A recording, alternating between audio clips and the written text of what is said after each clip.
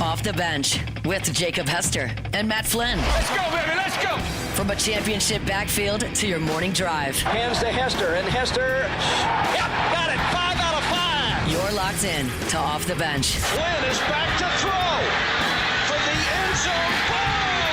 Ball! Live from the Raising Cane studio, here's Jacob Hester and Matt Flynn. Welcome into a Friday edition of Off the Bench. Taylor Sharp in the host chair today. Look, guys, the crew, they got caught up in Mobile. They weren't able to make it back today. Jake's out, Matt's out. But wait a minute. Alondra is here. Yeah. So that means they did not get caught up in No. Mobile. Jake and Matt were just like, we're going to sit this Friday out. But one member of the crew actually showed up. They tapped their helmets. So we appreciate I'm it. the grittiest one out of the both of them. Right. Out of the three of us, I have the most grit. Two former NFL players. Yeah. And Alondra, and only one I'm the of them. alpha here. Only one of them showed up. I mean, the streets are talking a little bit. They are. Guys, how we doing? How was Mobile? Mobile was awesome. That was my first time at the Senior Bowl. It was great. It was a lot of fun. I feel like I learned a lot. I feel like I know where everybody's going to go in the draft now. And the number one pick overall is going to be Cole Payton because he's the only one who knew what Varsity Blues was. It's true. Matt was big on him all week long. Undrafted, Jennings Dunker. That was the upset of the entire. When y'all sent me that, I was so disappointed. It was. He literally didn't have any opinions. A few years ago, there was a guy that actually looked exactly like him. His name's Cody Malk. He was from North Dakota State. I mean, belly out to here, red mullet, looked great. He was good. He's actually a starter on the Buccaneers now. But, yeah, Jennings Dunker. I mean, to look like that and have those kind of answers, really, really disappointing. Also, he spells his name with a G. Yeah, I don't like that either. No. Jennings. Yeah. I don't like that. You sound a lot better than I thought you would. I actually thought y'all would be. I just thought y'all would be sick. Y'all were out in the cold, for a while. So yesterday, Matt left. So Matt ended up renting a car and left before Jake and I did because Jake. Well, to be fair, Huck was playing in the Super Bowl yesterday. I did hear him say that last night. So Huck was playing in the Super Bowl yesterday. So I was like, yeah, go do it, whatever. And then I was thinking about going with him, but I was like, I'm not gonna leave Jake to. For sure. Yeah. So I waited on Jake, and yesterday I was actually up in the booth with him instead of being outside because I was like, I'm not gonna get any. Right. What's actually going to happen? Right. It's the third day of practice. I think we learned what we had to learn from it. So I didn't really pay too much attention to practice yesterday. But the first two that I went to, it was, you wouldn't think that watching practice is fun, but it was really fun. And I had Matt next to me just yapping about football, and I loved it. It was great. Okay, who drove over to Mobile? Matt. I was going to take a slight shot at you and Matt before y'all went out there. Why? Because I was like, guys, we need Jake to drive. We don't need another Alondra wreck or Flasher Flynn on the roadways. Like, we didn't need that. Flynn didn't use his flashers. It was cold, so Flynn may have had the flashers on. I wasn't sure, but Jake drove back. Okay. Yeah. That was the safe option. That was the safe. Look, your fault or not. They didn't let me drive. We've had a few here recently, so I mean the track record says something. Yeah, one too many wrecks for me, to be honest. Like I'm glad y'all stayed healthy. Y'all ever sleep so good that like you don't know what day it is? Yeah. Okay, so I showed up here Wednesday and like it's the worst I've felt in years. I mean, like I was in bad shape. I told Alondra, like, you ever see roadkill on the side of the road? That's like what I felt like physically. So I go home like 1:45 on Wednesday, which is way early for me. I never go home at 1:45. Got in bed about 2:30. I wake up, Alondra. It's a daytime outside. I lose my mind, and I'm like, I overslept and missed OTB. Oh, yeah. And I was like, I didn't get a phone call. I was like, Victoria probably called in for me. I clicked my phone. It was 4:30 in the afternoon. I'd been asleep 2 hours. I was like, okay, well, so we're good. Victoria, but we shook back from that. That was her fault, though. She got me sick. Normally, it's the other way around. But Cassie, how we doing? Straight off the Lego masterpiece? I'm all right. I'm a little tired. So talk about Legos. I, for Christmas, got a Lego Tiger Stadium. and it was Oh, pretty that's awesome. cool. It's Yeah. legit. It's not Lego brand, but like it's still like the Lego bricks, whatever. But it's pretty awesome. I've been working on it like since Christmas, and I finally finished it last night. Didn't finish it till like midnight though, but I was determined to finish it. But now I'm really tired. Well, I was telling you, it looks like the second half of the Texas A&M game because there were no fans in the stands on the Tiger Stadium Yeah, you made. I'll have to pull up a picture. It was game used for sure. Guys, I got a confession to make. I'm not saying that like I'm going to become Lane Kiffin full time, but I did some pretty Lane Kiffin things last night. What? Uh-oh. I don't like the way that you prefaced that. I know. Not what you think. I don't love that. I took a yoga class last night. Oh. Okay. I did. With Victoria? Yes. So she goes to this Was place. it hot yoga or was it It just... was. It was Okay, 90 degrees. Okay, so it's okay. called YS90 is the program. All It's right. literally a place called Yoga Studio 90. She Okay. goes to it in Denham. And she goes like 2 or 3 times a week. Well, they had the Okay, I love this. Bros and Brews special last night. Okay. So LaShin Brewing out in Denham. Awesome. Yeah, local brewery. They partnered with Yoga Studio 90 to like have refreshments after the class. And I mean, it was 50-50 male female. Like I was still concerned like, what if it's just me and one other dude? Like I don't want to do this, but wasn't bad. Alright. I learned that I'm not in nearly as good enough shape as I thought I was. 10 minutes into a 45-minute workout, I was done. It was like, I'm done. Get me out of here. How do you do this 3 times a week? But yeah, guys, I didn't know if I wanted to say it because I know people are gonna pick on me. Yeah. But I gotta tell you, it was nice. I'd go back. Now, would go I do it back. 2 or 3 times a week? Are No. you sore? Yeah. I've never taken you. In the back though, like the back sore. All right. Lot of downward dog, guys. It's one thing I learned. Lane Kiffin, too. It's one thing I learned. Right. That's his fave. Yeah. I mean that was gonna be the activity. Like I learned that it's built around that pose. And Yeah. they don't stop either. Like I was expecting, 3 or 4 different workouts at this little circuit, stop, have like a 5-minute explanation and the next thing. No. You get like 10 seconds of rest to drink water and then you're right back at it. So I mean it's Yeah. 50 minutes straight. That's why. It kind of beat the crap out of me, See, but I don't think I would like that because I don't like to sweat. well, Like, I I feel mean, like that's just gross. you sweat when you walk in, and if it's not hot enough, they turn on a heater in there. But like they keep it at 90. Like it was a hot boy. They actually opened the door for a little bit to like let in a little bit of cold air because sometimes Yeah. it gets too hot. But they try to keep it. I think it's like 88 to 90. But yeah, it was a good time. Full disclosure, I didn't want to do it. A couple weeks ago, Victoria goes, "Hey, they have this Bros and Brew class," Bros and brew. and I was like, "What is it?" She goes, "Okay, well, you have to go do this hot YS90 class with me, and then they have beer after it." So I was like, "I know, we're not doing that." And then she said we were doing it, so of course we wound up doing it. I mean, that's how the dynamic works. But it wasn't great, guys. Yeah. What a great performance Yeah. by me. Like I didn't mind it. I walked in thinking I was like, okay, I can do this. I'm gonna be a lot better. I thought it was gonna be a lot better than I actually was. Pretty bad. You boys got bad hips. Learn that.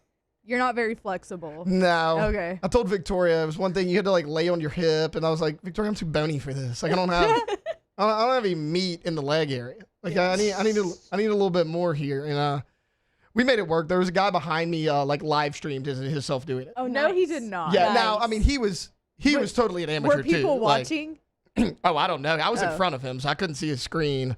Yeah. He was right behind me, and Victoria's like, "Tell her I always like to get to the front. Can we get to the front of the class?" I'm like, "Oh, so everybody can watch us. That's perfect." Yeah. There's 3 rows, and I'm in the front, and I don't want to do that.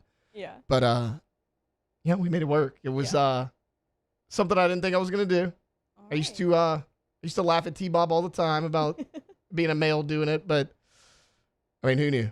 I dove right in. We made it happen. It was a good time. But yeah, Yoga Studio 90 in Denham is what it was called. It was it was a good time. It's only about 10 minutes from our house, but like, yes, I'll go again. Am I gonna go anytime in the near future? I don't know if my body can handle it. Yeah. Like, if you're into that, go, because like it was relaxing. I slept like a baby last night. My alarm went up. I wasn't even mad that the alarm went off this morning. I mean, it was incredible. But Alondra, you seem like a hot yoga person. So I've never done hot yoga, but I've done plenty of hot Pilates. So this is a mixture. I think Yeah. Victoria actually calls it like yoga Pilates. Yeah. It's kind of like a mixture of the two. I've never done yoga though. Okay. I mean, I've been told that I need to do it, but I haven't tried it yet. You'd like it. You ran a freaking half marathon. Yeah. You'd like this. I don't know. 20-degree weather. Yeah, I don't know if I it's should like do my it. I thing. feel like I'd like it, but I don't want to wake up early to go work out. Well, this one was. I have an after this a one was place at we can night. go afternoon. This one was at But night. also, This like was, when I get home from work, I don't feel like working out. Yeah, either. I feel So that. that's my issue. I definitely feel so that. see, I'm the opposite. Like she likes to wake up really early Yeah. and work Yeah. out. Not me. And like it's not that I don't want to wake up early. I mean, I get up every Right. morning to come do the show, but I'm not Right. doing that. I actually prefer an afternoon, which I know most people don't. Yeah. But I just never feel like working out. like Victoria goes, "Hey, they have a 5:15 a.m. one." I was like, "No." I was like, "We do the 6 in the evening." Seems much more my speed. Mhm. But no, guys, Oh, I got a picture of my Legos. Oh, Should we yes, them? see it. let's Let's see the Legos. It's pretty damn cool. That's awesome. I need one of those. It's really cool. It's huge too. So, did I ever show you my groom's cake from a wedding?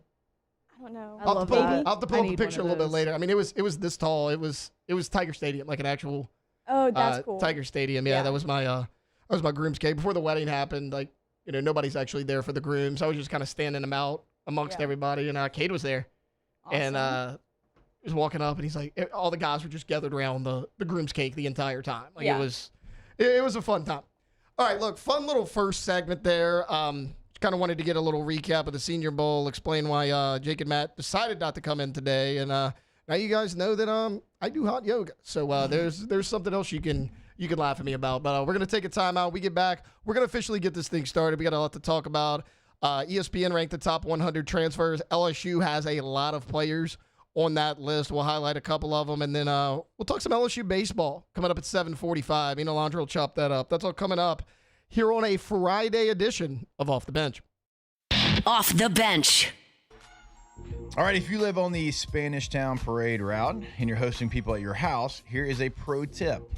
Well, there's people in your house. You call Trash Rangers Sanitation for clean, reliable, special event portable toilets.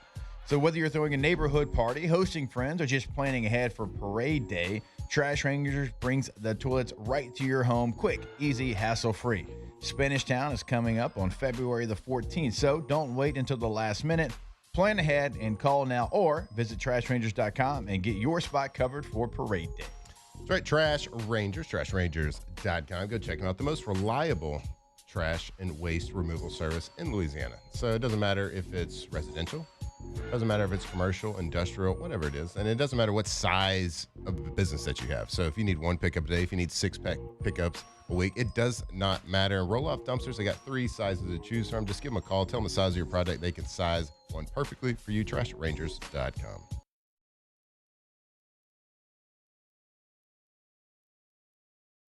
At Bayou Automotive, we believe in a sales process that puts you first. We want you to experience an easy purchase with clear pricing and great service. Let Bayou Ford and Bayou Chrysler Dodge Jeep Ram be your trusted partners in finding your perfect vehicle. The crew at Bayou Automotive is going to do right by you. I'm Lawyer Locke Meredith. If you're battling an insurance company because of a wreck not your fault and they're not calling you back or being fair, whether you hire us at all, give us a call, 272-5555, or email Locke Meredith, Sean Fagan and Associates. You have nothing to lose. Hello, I'm Collins Meredith. If you've been injured on the job, you likely have a workers' compensation claim, but you may also have a tort claim which opens up significant recovery rights not normally available for a work injury. If this is you, call us or come see us at Locke Meredith, Sean Fagan and Associates. At Ochsner, we know healing is a team sport. That's why we've partnered with world-renowned orthopedic surgeon Dr. James Andrews to create the Ochsner Andrews Orthopedics and Sports Medicine Institute. Whether you're a professional athlete or a weekend warrior, our team of specialists are dedicated to getting you back in the game. So whatever your reasons are for reaching your personal best, we've only got one: you. Ochsner Andrews Institute. Long live you.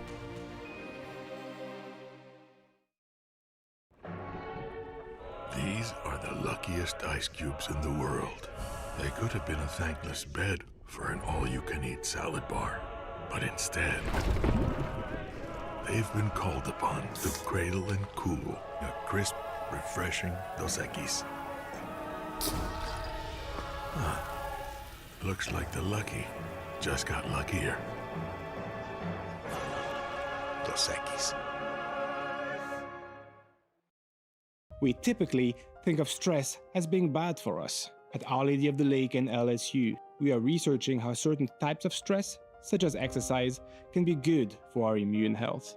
By studying people under extreme stress, such as athletes, astronauts, service members, and first responders, we're learning how to improve the immune health of everyone. That's the power of research. That's the impact of champions. Together, we roar. I'm Gabrielle McLeod on behalf of the Louisiana Propane Dealers. I have spent hundreds of hours preparing for scholarship competitions. That preparation paid off when I won the Fitness and Talent Awards along with the title of Miss Louisiana. The Louisiana Propane Dealers are also pretty talented and want you to be prepared for when the power goes out. Visit LouisianaPropane.com to find out about propane generators and other safety tips. Louisiana Propane, it truly is the fuel for our future. Gulf Coast Bank and Trust is giving our customers the power to bank anywhere, anytime.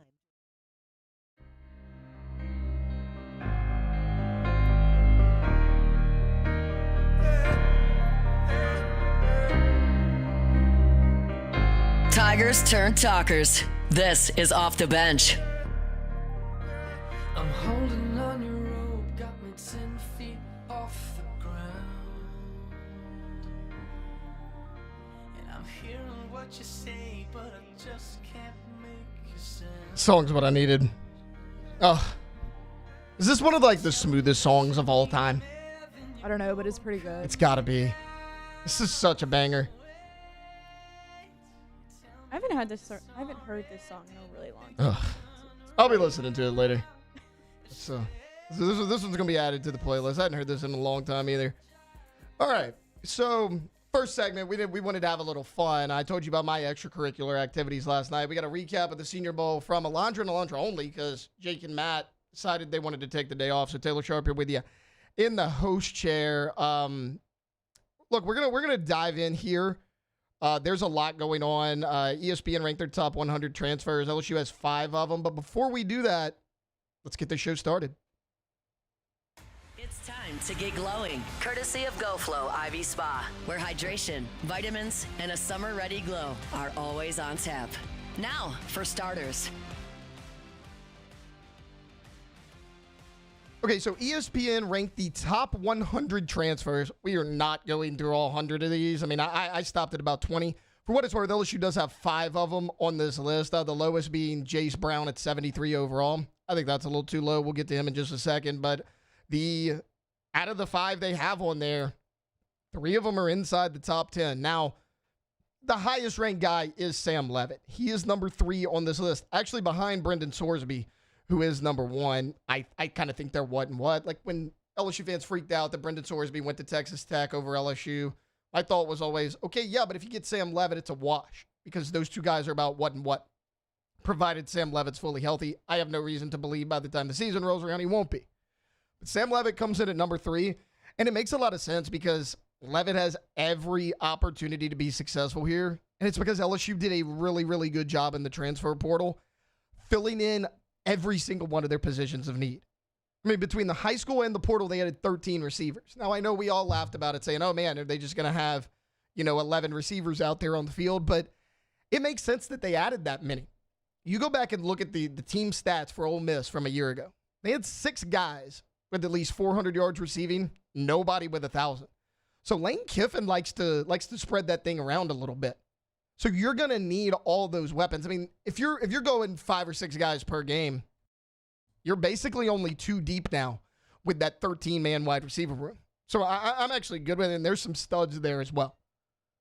I mean, I'm pumped about Jace Brown. I mentioned that he made this list. Like, Jace Brown, almost 1,000 yards. He was around 750, 800 last year at Kansas State. But he had 120 yards rushing on that offense for the Wildcats last year. You mean to tell me, as creative as Lane Kiffin and Charlie Weiss Jr. are, they can't find unique ways to get that guy the ball?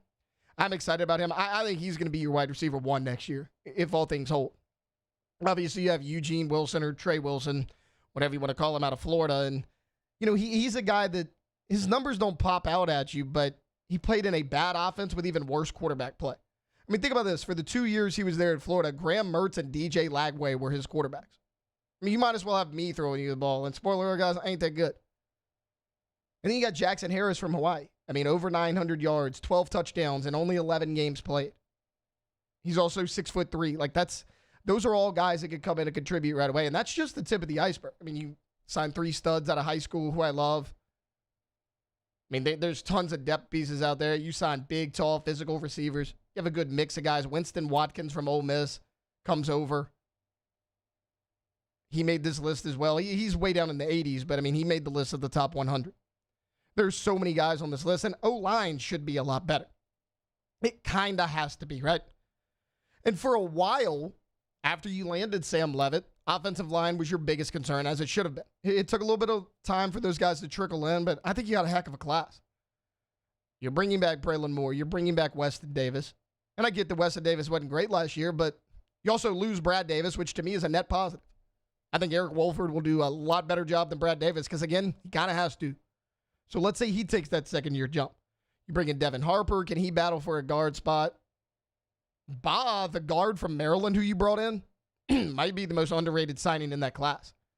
He started 23 consecutive games at guard in the Power 4. That's a guy, he's plug and play. He's going to slide in at one of those guard spots and probably take one of those jobs pretty soon.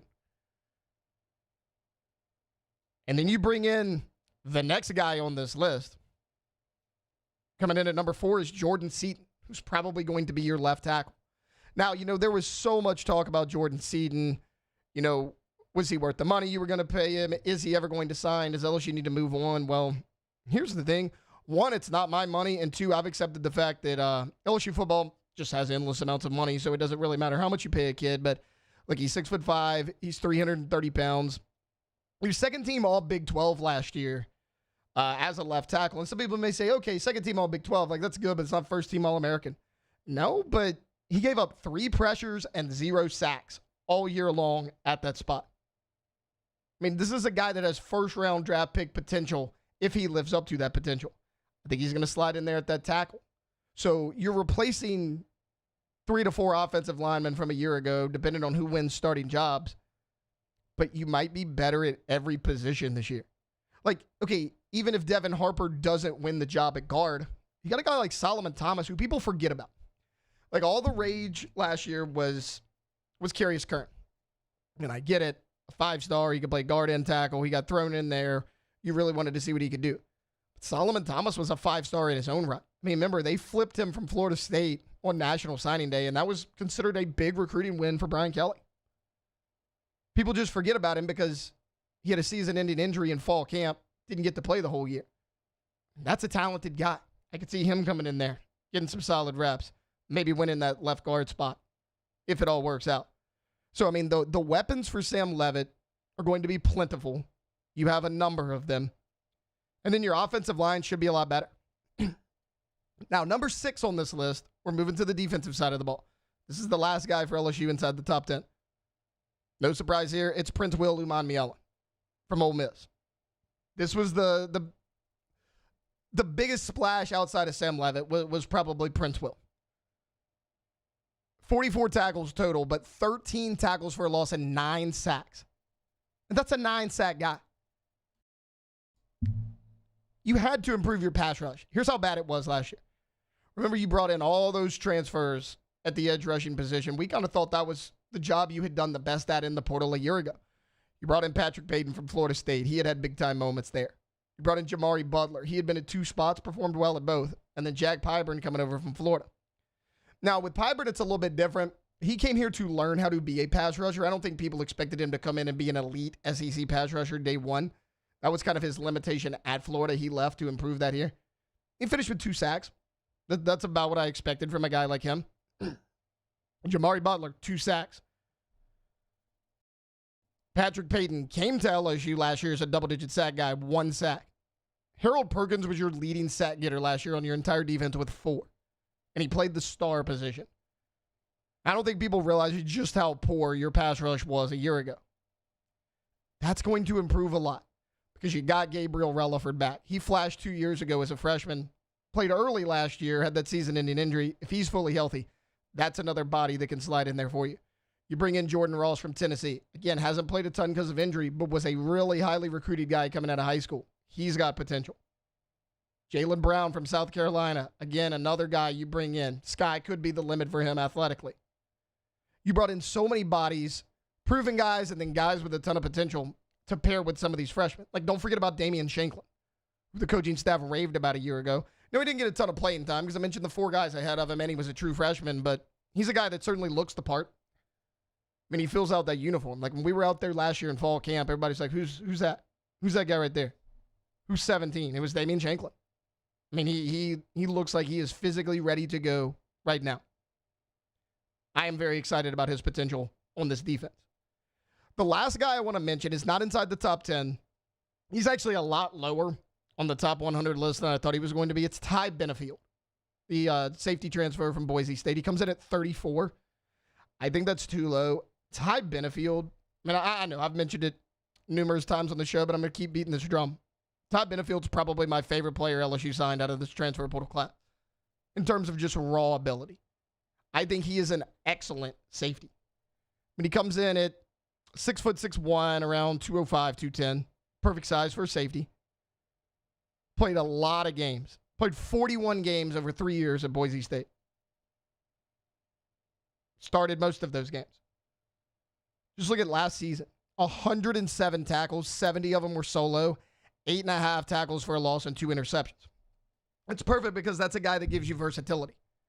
And, you know, when you looked at safety in the offseason, it's not a position that a lot of people thought, okay, that's a big position to need. You're going to go get a top guy. Because you had Tamarcus Cooley coming back, who was really good for you all year long. You also had Deshaun Spears, who was in his second year. He flashed for you. Now, he wasn't an everyday starter because he had to play behind Cooley and A.J. Halsey, but he was your second highest rated defender all year long. Behind only Mansour Delane, who about to be a first-round pick. Not bad there for Deshaun Spears. So you thought you had your 2 guys locked up in Spears and Cooley, but this gives you so much versatility on this defense. I mean, I mentioned the tackling, I mentioned the coverages, but 8.5 tackles for a loss for Benefield. Can he slide into that star position that you're going to have to fill because Harold Perkins is moving on?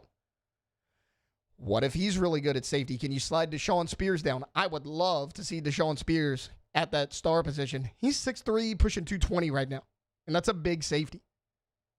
And that's bigger than what Harold Perkins played at last year, and he did a good job at that star. Now, I think C.J. Jim Coyley is going to have something to say about that star position. He was great last year in fall camp. He certainly looked the part as well.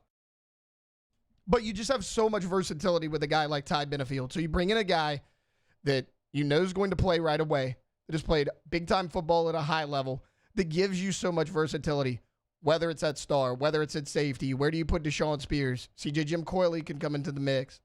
Maybe some of these young freshmen as well. Like, I get that safety probably wasn't like a pressing need as far as like we don't have anybody we're comfortable with starting. But getting a guy like Ty Benefield, like if a player of that caliber is in the portal and interested, you take him. And that's exactly what this staff did. And I could not be more excited about this guy's potential in this Blake Baker defense. Again, Winston Watkins did make this list. He was somewhere in the 80s. And then Jace Brown made this list also at 73 in terms of the top 100 transfer portal players. Look, we're not going to go through them all. I just wanted to highlight a couple of them right there because I think all 4 of these guys that I just mentioned are going to play some big-time football for the LSU Tigers coming up in 2026. All right, we're going to take a quick timeout. When we get back, possible changes to the targeting rule in college football. It's obviously long overdue. We're talking about it a little bit next. Coming up here on Off the Bench. Off the bench. All right, go to GCOPnet.com, Gulf Coast Office Products. Baton Rouge Business Journal came out, and, well, they were number 1. There's no surprise that they were number 1 in office supplies here in Baton Rouge. They're number 1 in the Gulf South. That's why they are the official partners of the Saints, the Pelicans, LSU, the Raging Cajuns, because they know who they can trust, and that's always going to be Gulf Coast Office Products. So if you work at an engineering firm, law firm, hospital, bank, university, like anything that needs documents and it's the lifeline of your business, you need to work with GCOP. That's right. If you work in an office, if you run an office, you know that paper trail is the lifeline of how that office operates. And when that lifeline goes down, business ceases to function. It's hard to function without it. That's why they have an award-winning servicing right there at Gulf Coast Office Products, the best in the business. They are right here in Louisiana. They ship all over the country, but they are focused right here with all their offices ready for help your office. GCOPnet.com. At Bayou Automotive, we believe in a sales process that puts you first. We want you to experience an easy purchase with clear pricing and great service. Let Bayou Ford and Bayou Chrysler Dodge Jeep Ram be your trusted partners in finding your perfect vehicle. The crew at Bayou Automotive is going to do right by you.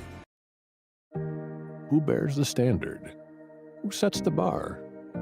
It's not those satisfied by low-hanging fruit or by taking it easy. Now the standard is set by the best of us, by those who work hard. Dig deeper. Give more. At Sunshine, we're proud to provide John Deere products that work hard for you, the standard bearers. Find the dealer nearest you at sunequip.com. When it comes to choosing energy for your family and your home, make the smart choice with natural gas. You can count on efficient and affordable natural gas to keep you comfortable and reduce your environmental impact to help protect our planet. Together, we're fueling our energy future. Atmos Energy. Today, we are shaping tomorrow. We are researching how extreme stress impacts the immune system, from trauma victims to athletes and even astronauts. Our work is leading the way in sepsis treatment, saving countless lives. We're unlocking the mind with music in exciting new ways. Our Lady of the Lake Health and LSU are improving the health of our state. That's the impact of champions. Imagine the impact we'll have on the future. Together, we roar. Looking for cleaner energy? Propane is energy for everyone. And when you're cooking with clean, affordable propane, you're cooking with gas. In the wintertime, nothing heats a home like Louisiana propane. And when you need hot water, propane's got you covered. Oh, and you won't regret that propane generator when the power goes out. I'm Miss Louisiana, Gabrielle McLeod, and to find more information and to find a propane dealer near you, visit louisianapropane.com. My father, J.B. Falgu, had a vision of growth for First American Bank and the communities we serve. The bank's foundation was built on his legacy of compassion, loyalty, and dedication. Through his years of leadership, First American has prospered to heights even JB could not have imagined. I know my father would be extremely proud of the customer service and financial stability that First American provides to Southeast Louisiana. We continue to thrive because of the legacy of JB Falgu. After a decade of working in private duty nursing, I know how hard it can be to find compassionate care for the ones that you love the most. So I started Decision Critical, a premier concierge nursing agency, so we can take care of you wherever you are.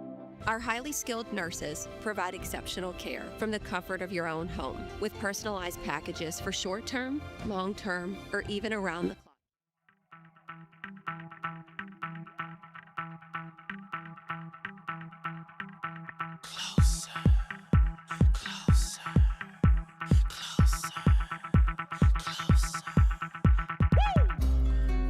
Turn the lights off in this place. 2007 champs, purple and gold to the core. This is Off the Bench with Hester and Flynn, Baton Rouge's go-to for all things Louisiana sports.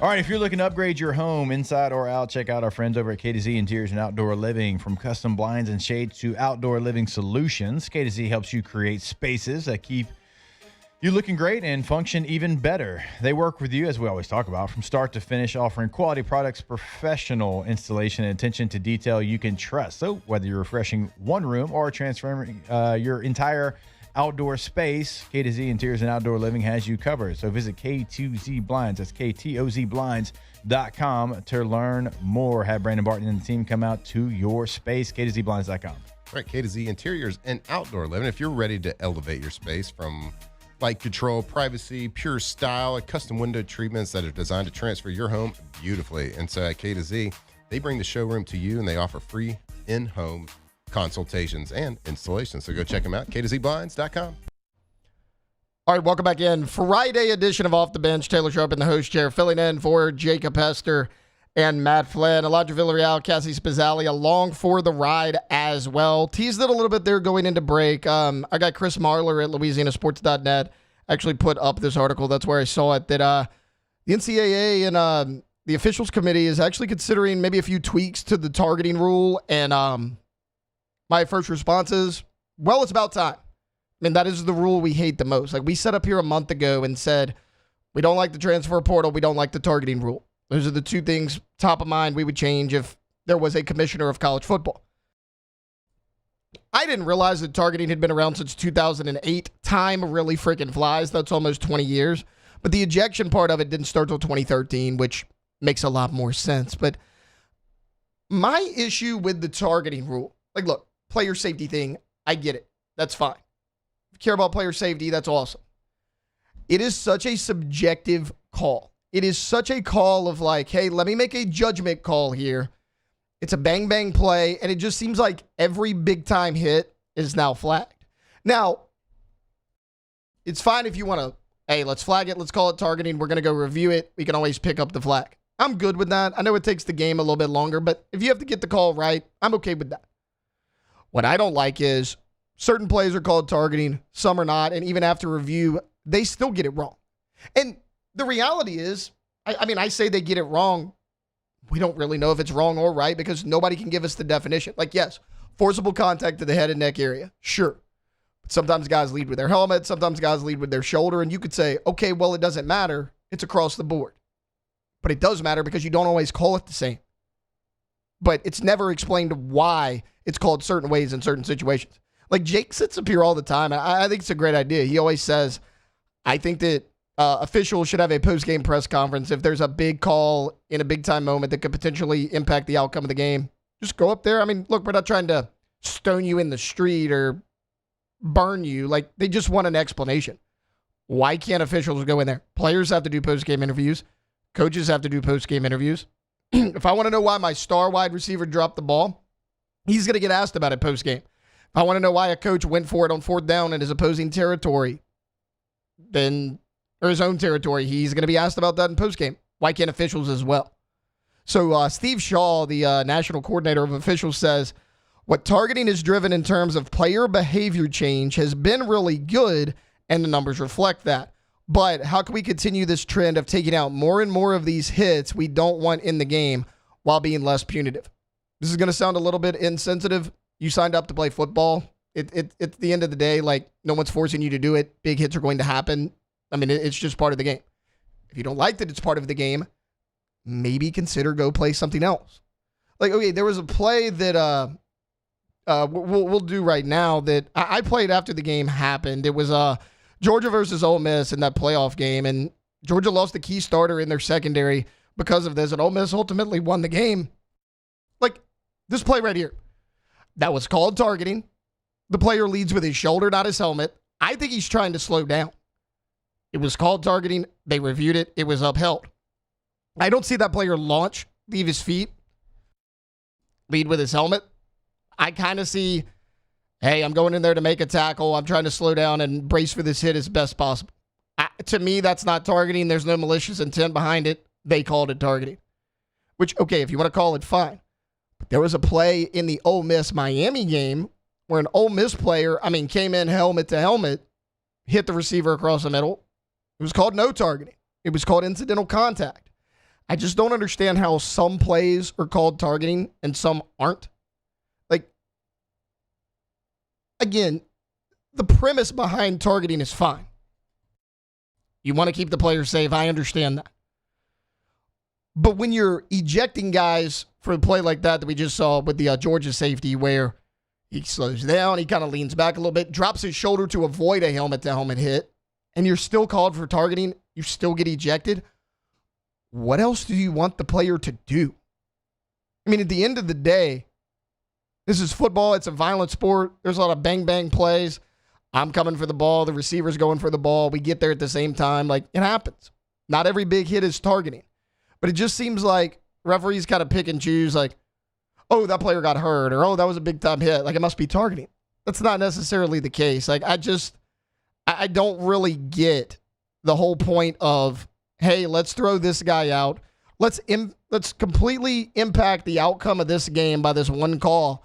But a little bit later on in the game, a defensive back or a linebacker or whoever is going to make almost this same exact identical play, and we're not going to call it. Like, I would almost prefer at this point any big-time hit like that just be called targeting. I know it sucks. I know it's not fun. I know it's bad for the players and fan experience, but at least there's uniformity, right? Like, at least there's consistency. This whole, and first off, the rules analyst they bring in, Matt Austin, Gene Steratore, who the hell told them they were rules analysts? Like, I feel like they're never right. Like, anytime you bring in these guys, they try to give you some long, convoluted answer of, oh, well, he went in and you got to determine if there's intent behind it. How do you determine intent? If Cassie and Alondra were fighting back there, and I'm like, who started it? They're not going to say. Like, how do you find out intent? You go up to the player and be like, did you mean to hit that guy helmet to helmet? Be honest with me. Like, the whole intent rule is dumb. I don't understand that. By the way, the only thing that Cassie would ever be fighting over would be like a Chick-fil-A order or something like that. She's not a very violent person, but hey, it could happen. Crazier things have happened.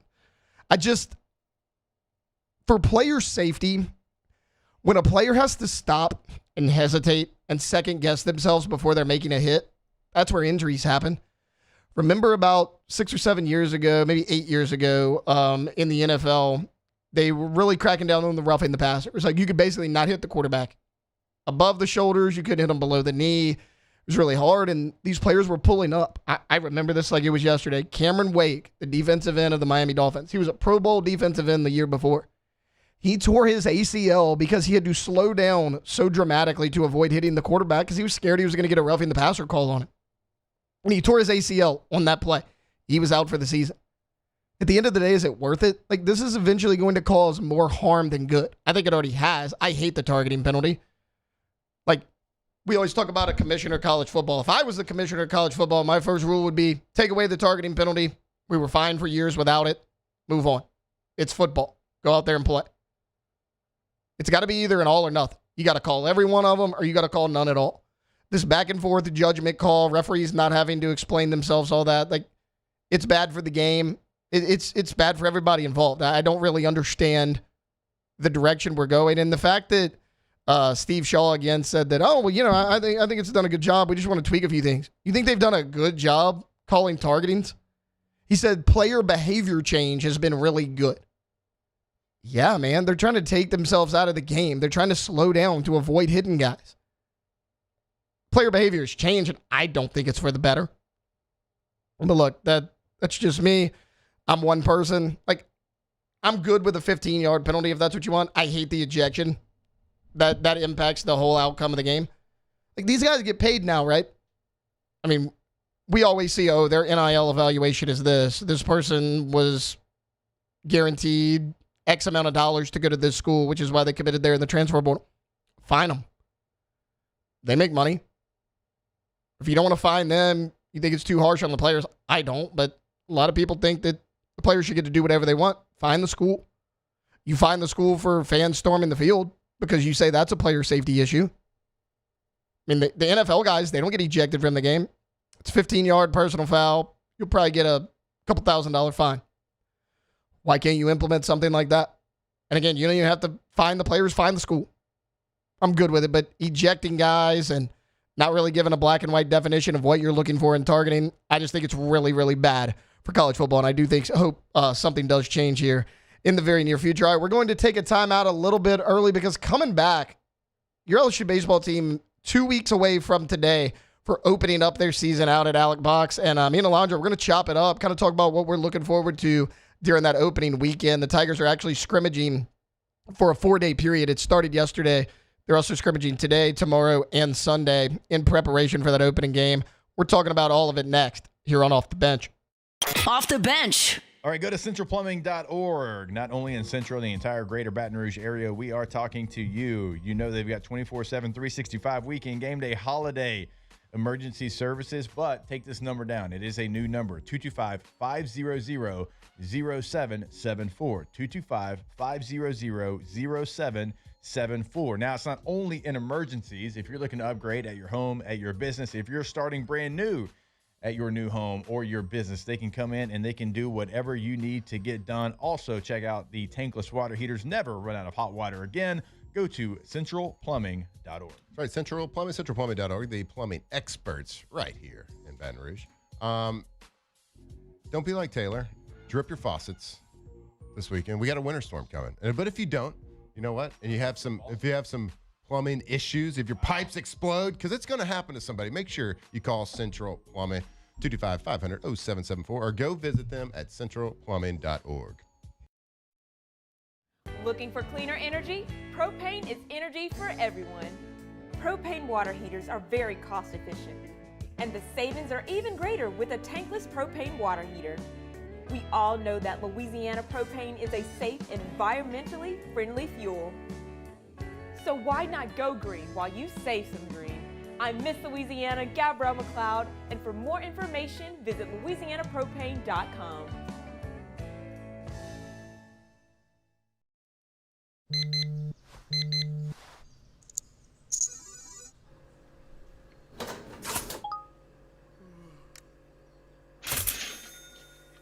Sometimes you ignore the signs, even when they're right in front of you. Problem gambling isn't always easy to spot. Know the signs, set your limit. Learn more about healthy gambling habits by visiting us online or text or call for free, confidential help now. I'm Lawyer Locke Meredith. If you're battling an insurance company because of a wreck not your fault and they're not calling you back or being fair, whether you hire us at all, give us a call, 272-5555, or email Locke Meredith, Sean Fagan and Associates. You have nothing to lose. Hello, I'm Collins Meredith. If you've been injured on the job, you likely have a workers' compensation claim, but you may also have a tort claim which opens up significant recovery rights not normally available for a work injury. If this is you, call us or come see us at Locke Meredith, Sean Fagan and Associates. South Louisiana, it's turnaround season, and River Parish Contractors is calling in the best of the best. We're hiring pipe fitters, iron workers, boiler makers, combo and structural welders, rig welders, carpenters, crane operators, dirt operators, and more. If you're ready to work, ready to earn, and ready to build something that lasts, call Big Jake at 318-547-1000 or go to rpcontractors.com. River Parish Contractors. Let's get building. This new year, Hood Dental wants you smiling bigger and healthier than ever. New patients can get a healthy gums cleaning for just $89, plus a free exam and full mouth x-rays, a $376 value. With over 3,000 5-star Google reviews, 5 local locations, and easy online scheduling with same-day care, Hood Dental makes it simple to get started. And for January only, save 15% up to $150 on restorative treatment. Schedule today at hooddentalcare.com. Transform your living space with Lacoste & Young Remodeling and take your home from outdated to outstanding. Redefine your kitchen for the ultimate culinary experience or elevate your daily routine with a spa-worthy bathroom retreat. Our skilled team brings 3D modeling to life to ensure your vision becomes a reality. We believe luxury should be accessible and offer tailored solutions to fit your budget without compromising quality. So contact us today for a free estimate.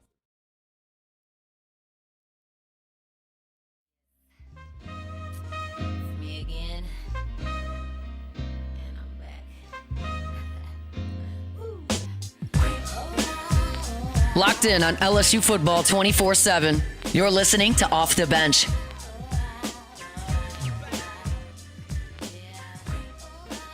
Welcome back in a Friday edition of Off the Bench. Taylor Sharp in the big boy chair, filling in for Jacob Hester and Matt Flynn. Alondra Villarreal, Cassie Spazzali here as well. Okay, guys, 2 weeks from today, February 13th, get fired up. I know Alondra will be out there yelling at the opposing pitchers while they're warming up in the bullpen. It's what I do every Right. I mean, you got to. I'm a heckler. You got to. You got to heckle the bullpen and the right fielder, depending on where you're sitting. Everybody knows this. Yeah. These are the rules, Like, guys. your mom doesn't love you. That's right. Yeah. So what I used to do. She hates you. What I used to do when I would go with my friends, my buddy went to LSU. He had season student tickets. We go sit in right field. I would look up the player bio and find their parents' names. Yeah. In their bio. Get in their head a little bit. We used to love doing that. Actually hilarious. But 2 weeks from today, February 13th, LSU is welcoming Milwaukee into Alex Box Stadium. Guys, we're fired up about it. Jay Johnson, 2 natties in 4 years. You kidding me? Best coach in college baseball.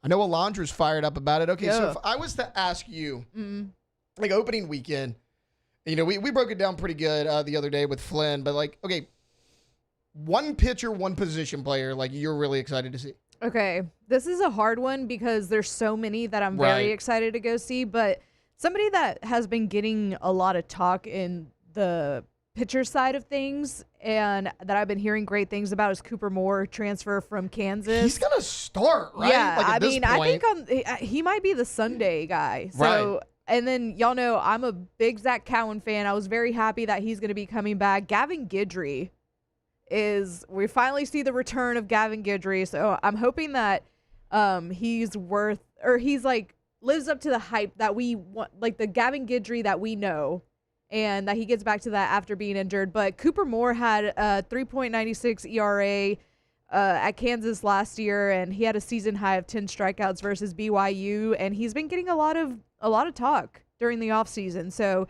I'm excited to see Cooper Moore and see how some of the other guys have developed, because y'all know I love Nate Yeskie. So I know that some of these guys are going to come back with some, like Zach Cowan he needed to develop a couple pitches, and hopefully we see that from him, and I'm excited to see them. In terms of position players, obviously my guy Zach York. Big body I guy. cannot wait. Like, I cannot wait to watch him just drop bombs all the time and hopefully dominate at first base. And I'm very also excited to see Trent Carraway. Yeah. The third baseman. He's locked down third base, it sounds like. That's not a competition anymore.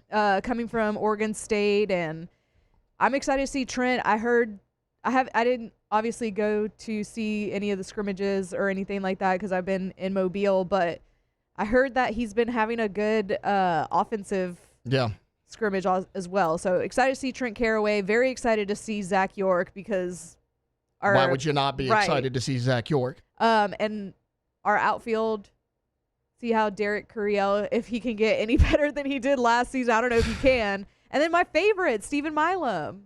Yeah. I mean, he's the best. Having your so shortstop and your whole outfield back, that's like the core of your team. Like people don't think about that. That's the core of your team. That's like in football, we were talking about LSU's defense. Hey, they have their whole secondary back. You basically have that with your outfield. Like that is the core part of your defense that's back. For sure. And that speaks a lot to like Jay, I feel like, and also the standard that you have made here at LSU. And Jake and I were talking about it on the way home yesterday, and I'm like, okay, our down year with Jay, we made it to a regional, right? Like, and almost won the thing, right? And y'all know we're like the favorite to win the national championship again. I can't imagine why. I was telling Jake, like, I actually have a really good feeling that LSU could very much win back-to-back. They absolutely Also, the could. new Intimidator went up. I know. I saw it the other day. It looks Very great. exciting. Tell you what, they're running out of room. They are. We're going to have to get a bigger Intimidator. They got to make another one. So I'm just very excited for the season. And, again, I think that Jay has, the culture that he's built here, the standard that he set, you're bringing in guys that are going to buy into that. So I feel really good about the transfers that he brought in, and I feel really good about the season. For me, as far as pitchers, I love that you brought up Gavin Guidry. That was the first name that came to mind. Like I mentioned earlier, hey, people forget about Solomon Thomas. He was a 5-star. People kind of forget about Gavin Guidry because we hadn't seen him in like almost a year and a half. Like he was your rock for 2 seasons at the back of that bullpen. Like last year, yes, Cowan emerged, Kasey Evans emerged before you moved him into the starting role, but beginning of the season, it was, hey, who's going to be that closer? Who's going to fill that Gavin Guidry role because he was so valuable for you for 2 years? And also Devin Sheeran. Again, another guy that not necessarily a newcomer. Just haven't seen him because he was injured all of last season. But, I mean, when Devin Sheeran enrolled last season, people looked at him as almost like, hey, this is a guy that could become a starter. Now, again, he didn't get to play because of injury, but that's a guy I'm keeping an eye on. Now, as far as fielding goes, Seth Dardar, for me, is a guy that I'm keeping an eye on opening weekend. From everything I've heard coming out of the scrimmages and fall ball, he's the front runner right now at that second base spot. Now, I mean, I know you got Braden Simpson there. I know you have Tanner Reeves has moved from third to second. Like, you got a little bit of a battle there, but Seth Dardar is hitting the cover off of the ball out there at those scrimmages. And, I mean, look, if all things are equal defensively, you know Jay is going to put a big bat in that lineup, especially, you know, the power you lost from a year ago. I think Seth Dardar is going to have a big opening weekend. I am really excited to see him. Like, yeah, I'm excited to see the young outfield players, but, I mean, to what Alondra just mentioned a minute ago, the problem is you got all 3 of your studs that ended the season last year in the outfield. All of them are back. It's a good problem to have. You just we'll see how those young guys fit in. Like, you guys know Jay Johnson by now. He's going to play 20 to 30 guys in the field through that 3-game series. Like, that's just what he does in the opening weekend. But Seth Dardar is a guy I just continue to hear really, really good things about. Like, Caraway at third, yeah, the transfer, but if you want to move over a base, Seth Dardar, if he doesn't start, he's going to play a lot. I'm excited to see him in the opening weekend for his ability to hit the baseball. All right, that's going to do it for hour number one. Hit a lot of topics, and that's not going to change. At the 8 o'clock hour, we're going to put a button on the Senior Bowl. Then Ross Jackson, Locked On Saints and LouisianaSports.net, will join us at 8:30 to talk Saints, what he saw at the Senior Bowl, maybe some late-round targets for the New Orleans Saints. That's all coming up. And then the 9 o'clock hour, we're going to have some fun as we close this week out. All that coming up here on Off the Bench.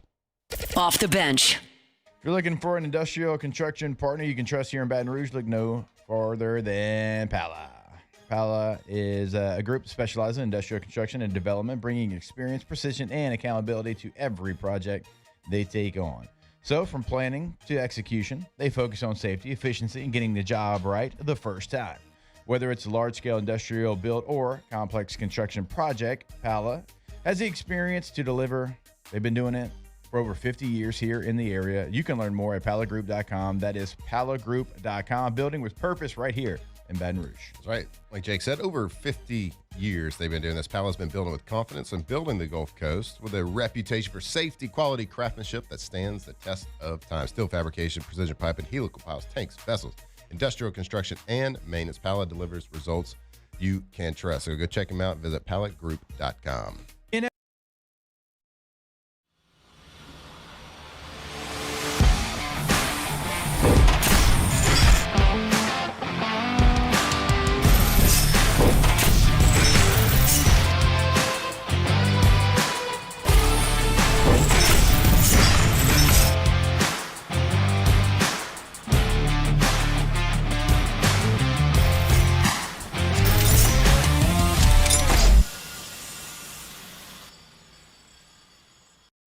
Hi, I'm Mitchell Meredith with Locke Meredith Sean Fagan & Associates. We take great pride in educating our clients about their rights. Whether you're injured at work or while you drive, call our office at 272-5555. Knowledge is power, and you should know your rights after an injury. Hi, I'm Sean Fagan of Locke Meredith Sean Fagan & Associates. When insurance companies have been unfair, we've never been afraid to go to trial. Fighting hard to protect your rights, we never settle a case out of convenience. We only settle when it's right for you. Whether you hire us at all, give us a call. Most roofers just replace your shingles. At Pelican, we diagnose your roof, digging deep down to find the root cause of your roof symptoms. Now cough for me? Good. We don't ignore your roof's issues, we address them. Let's just take care of this right here, helping your roof to become the best version of itself. Interesting that you would say that. How does that make you feel? So call Pelican Roofing for your free roof checkup today.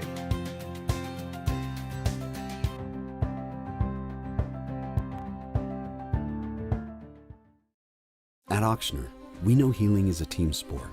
That's why we've partnered with world-renowned orthopedic surgeon Dr. James Andrews to create the Auctioner Andrews Orthopedics and Sports Medicine Institute. Whether you're a professional athlete or a weekend warrior, our team of specialists are dedicated to getting you back in the game. So whatever your reasons are for reaching your personal best, we've only got one: you. Auctioner Andrews Institute. Long live you.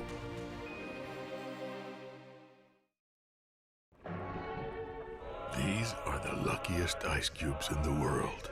They could have been a thankless bed for an all-you-can-eat salad bar. But instead, they've been called upon to cradle and cool a crisp, refreshing Dos Equis. Looks like the lucky just got luckier. Dos Equis. We typically think of stress as being bad for us. At Our Lady of the Lake and LSU, we are researching how certain types of stress, such as exercise, can be good for our immune health. By studying people under extreme stress, such as athletes, astronauts, service members, and first responders, we're learning how to improve the immune health of everyone. That's the power of research. That's the impact of champions. Together, we roar.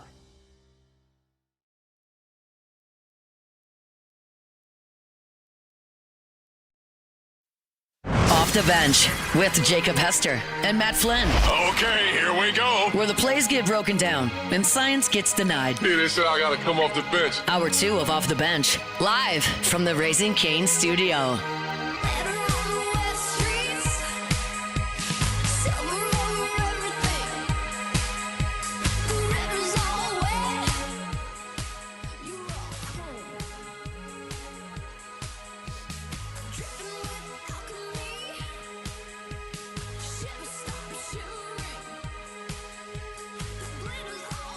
All right, welcome back in. Hour number 2 here on a Friday edition of Off the Bench. Taylor Sharp here with you. Alondra Villarreal, Cassie Spazzali as well. Jacob Hester, Matt Flynn. They decided they just needed a day off. Alondra didn't need a day off, but they certainly, I'm built different. yeah, they certainly needed a day off. They're 40. They're old. I mean, it is what it is. Like I get it. You can get through 3 hours. Maybe when I'm 40, I'll have to take a random Friday off as well. But whatever.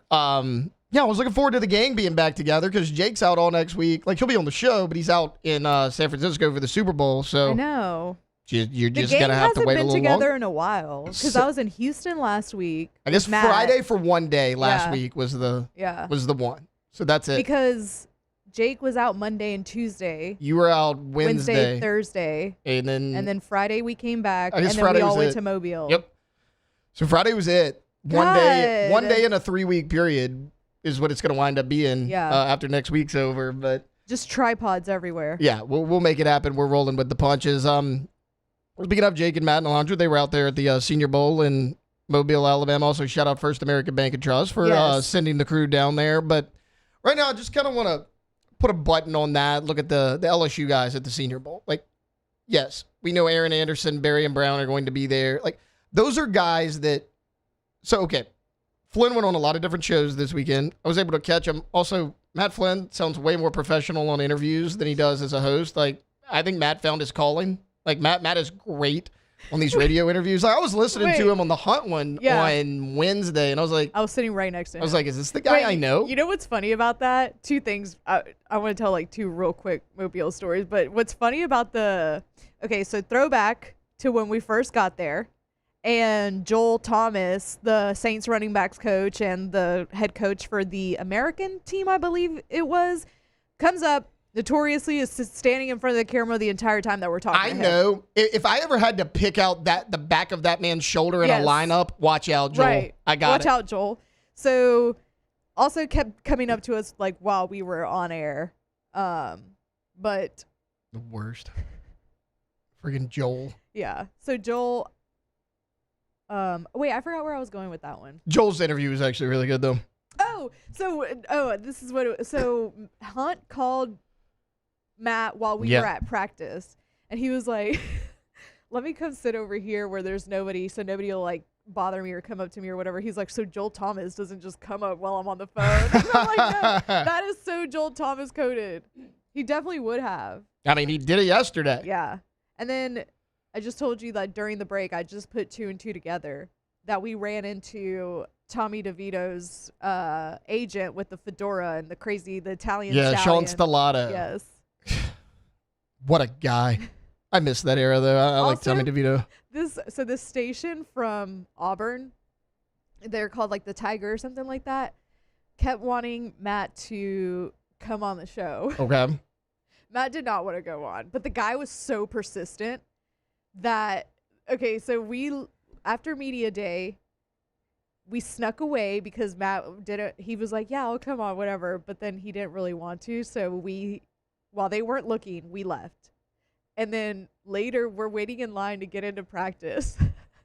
Guess who's standing in line right in front of us? The Auburn guy. He turns around and he's like, hey, bro, I know we weren't able to get you today, but can we get you tomorrow? He's like, yeah. He ended up going on. Right.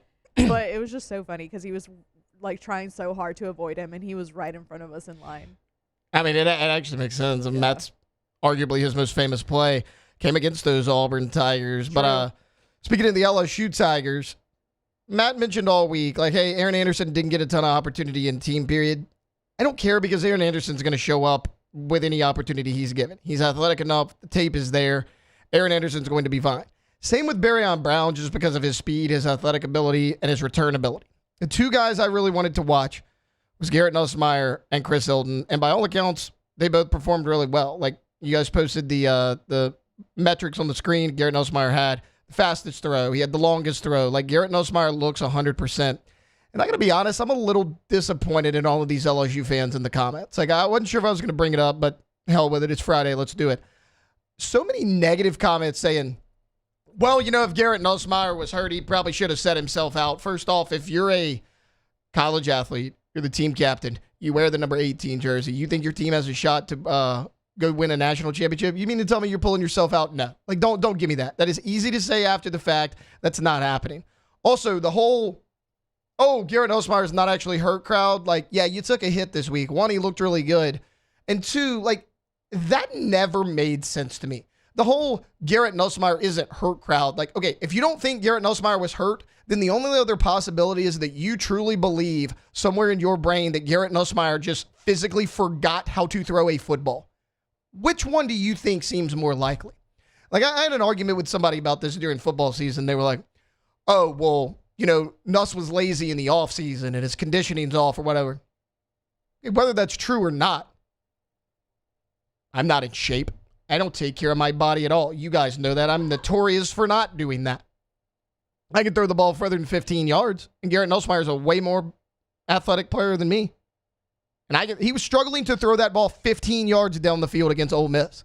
Take accuracy out of it, decision-making, I don't care. He was struggling to throw the ball 15 yards down the field. What the hell you think's wrong with him? I mean, come on, you think he forgot how to throw a football? No. I mean, high schoolers make that throw, and Garrett couldn't. There was clearly something going on. You don't throw for 4,000 yards and almost 30 touchdowns the year before, and you can't push the ball 15 yards down the field the year after. It doesn't happen. I don't care what your offseason training was. I don't care what you were doing on your spare time. Stuff like that doesn't happen. And he performed really well this week, and I figured he would because Garrett Nussmeier is a really good quarterback. Just wanted to get that out of the way real quick. The other player was Chris Hilton, and shout out to him because, look, he's taken his fair share of criticism here at LSU. Some warranted, some unwarranted, but like, you know, fans were frustrated because, you know, he was injured. He couldn't get on the field. When he did, you know, he had some drop issues. When he fixed that, it was just one thing or nothing. It would never work out for him here. And I think Chris Hilton's a really good player. But you want to talk about making the most of your opportunity and the want to? Chris Hilton, in the past 2 weeks, the Hula Bowl, the American Bowl, the East-West Shrine Bowl, and he was a late add in the Senior Bowl, and he's going to participate in the game as well. You mean to tell me that guy doesn't want to make it to the NFL? And he's going to because his speed is off the charts. And if he can put it together and have a really solid game, he showed up to basically every all-star game you can. That is a guy that I want on my team because I see the want. You know the ability's there. For whatever reason, it didn't click here. If it can click for him in Mobile at the Senior Bowl, he performed well at the East-West Shrine game. Like, if he can do those things, Chris Hilton's a draftable player. Like, there's a chance that all four of the guys that were in Mobile this week do get drafted in the NFL.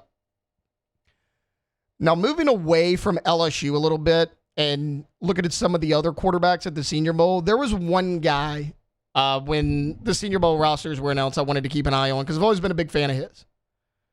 And it's Luke Altmaier. I have been a massive Luke Altmaier fan really since he was at Ole Miss under Lane Kiffin. Now, yes, he lost the starting quarterback job at Ole Miss to Jackson Dart. Jackson Dart looks like he could potentially be a franchise quarterback in the NFL if all things go right. He's got a much better coaching staff under him. Like, people forget, as good as Jackson Dart was a year ago, he didn't really play with Malik Neighbors. I mean, Neighbors had that season-ending injury early in the season. He lost Scatteraboo halfway through. Like, if he, next season, if he comes back with John Harbaugh as his full complement of weapons, we could see a year two jump, a crazy year two jump for Jackson Dart. So no shame in Luke Altmaier not winning that quarterback job. In 3 years, though, at Illinois, he was really good. 57 touchdowns, 21 picks. Like, his final 2 years, 2024 and 2025. In 24, 60% completion, 2,700 yards, 22 touchdowns, 6 picks. Last year, 67% completion, over 3,000 yards, 22 touchdowns, 5 picks. And he can run the ball a little bit as well. He had 13 rushing touchdowns in his college career, almost 800 yards. And Flynn was raving about this guy all week long, and I understand why. Luke Altmaier could be the sleeper quarterback in this draft because he's not a guy, I don't think, that's going to go in the top 3 rounds. And this is a mid-round quarterback, I would think, and he's a heck of an athlete. And he's been in good offenses in college. He's had a lot of success for multiple years now, and he doesn't turn the ball over, which is important. And the other quarterback is Cole Payton. Cole Payton, look, came here as kind of the small school quarterback, if you will, even though North Dakota State's an absolute wagon in the FCS division. You know, a lot of people were looking at his numbers saying, okay, 2,700 yards passing, 16 touchdowns, 4 picks. Good numbers. 72% completion percentage. Like, that's a North Dakota State quarterback. He screams North Dakota State. His rushing numbers, guys, 777 yards and 13 touchdowns a year ago. In basically a 4-year college career for Cole Payton, 1,900 yards rushing and 31 touchdowns at the quarterback position. That's a draftable player. I mean, there was so much. The talent at the Senior Bowl this year, to me, was deeper than it had been in recent years. And, you know, we had talked about, okay, is the Senior Bowl going to lose a little bit of its luster? The East-West Shrine game is, you know, they're investing a lot of money into that. They want to play the game in Vegas. How is that going to look? Is it going to hurt the Senior Bowl? No. Quite the opposite. I mean, I think the talent top to bottom here was insane. Like, you go look at some of the edge rushers. Reuben Baines, David Bailey, Akeem Mesidor, like big-time college football players, all at the Senior Bowl. Like, these are guys that those 3 are potential first-round picks, and they show up. Like, in the past, you didn't really see guys that were locks for the first or second round go to the Senior Bowl. These were kind of under-the-radar guys who wanted to boost their draft stock. You saw it this year, though. I mean, the talent out there was incredible to look at. And again, shout out Garrett Nussmeier, Barryon Brown, Aaron Anderson, and Chris Hilton. All of them seemed to show up at the Senior Bowl, and I don't think anybody helped themselves more than the combination of Garrett Nussmeier and Chris Hilton, because both of those guys, a lot of criticism on them throughout the season, and they both showed up and performed really well. Okay, we're going to take a quick timeout. When we get back, we're talking LSU men's and women's basketball. Spoiler alert, these 2 teams are trending in the wrong direction. We're talking about it next here on Off the Bench. Off the Bench. Well, speaking of diving in, would you like to dive into a Russell Pool? Because when you see what they can do for you, you'll be blown away. I mean, they're going to make the pool of your dreams. In fact, that's their tagline because they know it is factual. Let's build your dream pool. And what better time to get that process started than right now, because you are going to enjoy it year long. Look, this is Louisiana. It is always pool season here in Louisiana, but this is truly a one-stop shop. We're talking about construction, maintenance, retail, all of that you handle with one company. That company is Russell Pool Company, and you can trust them. We trust them.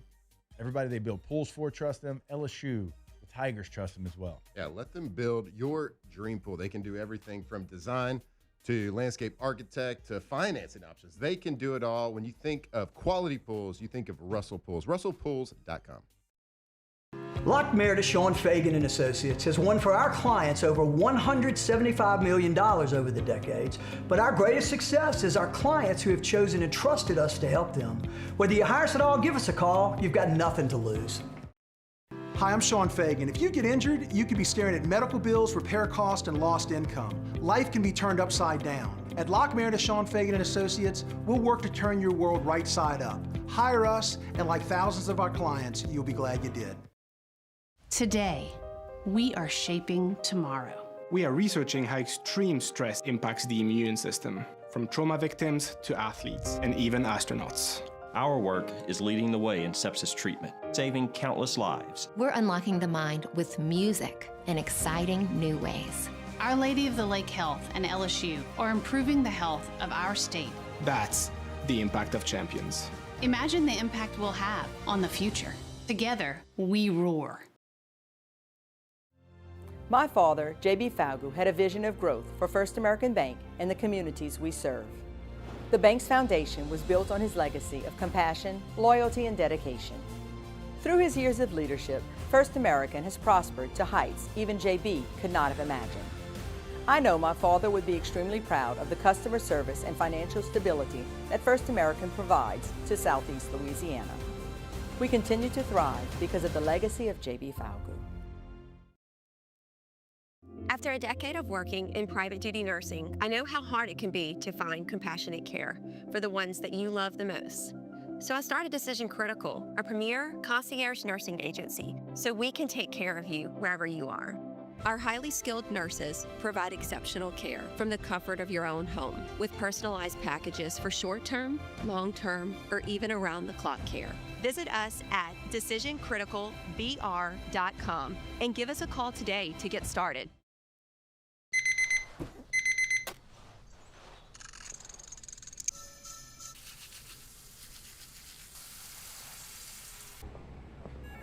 Sometimes you ignore the signs, even when they're right in front of you.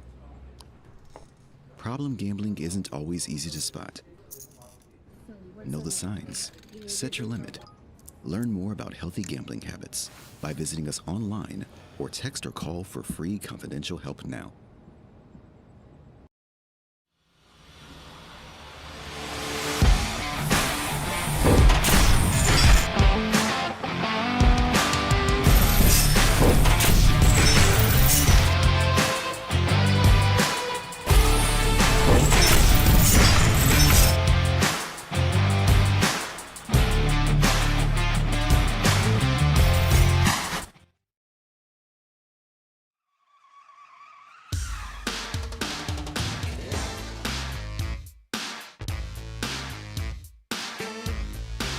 Locked in on LSU football 24/7.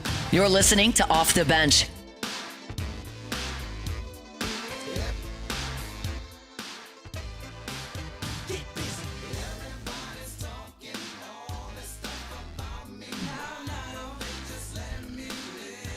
Welcome back in a Friday edition of OTB. Taylor Sharp here with you, filling in for Jacob Hester and Matt Flynn. Want to talk some LSU basketball here. We're going to go men's and women's. We'll start with the good. Shocker, it's Kim Mulkey and the LSU women's basketball team.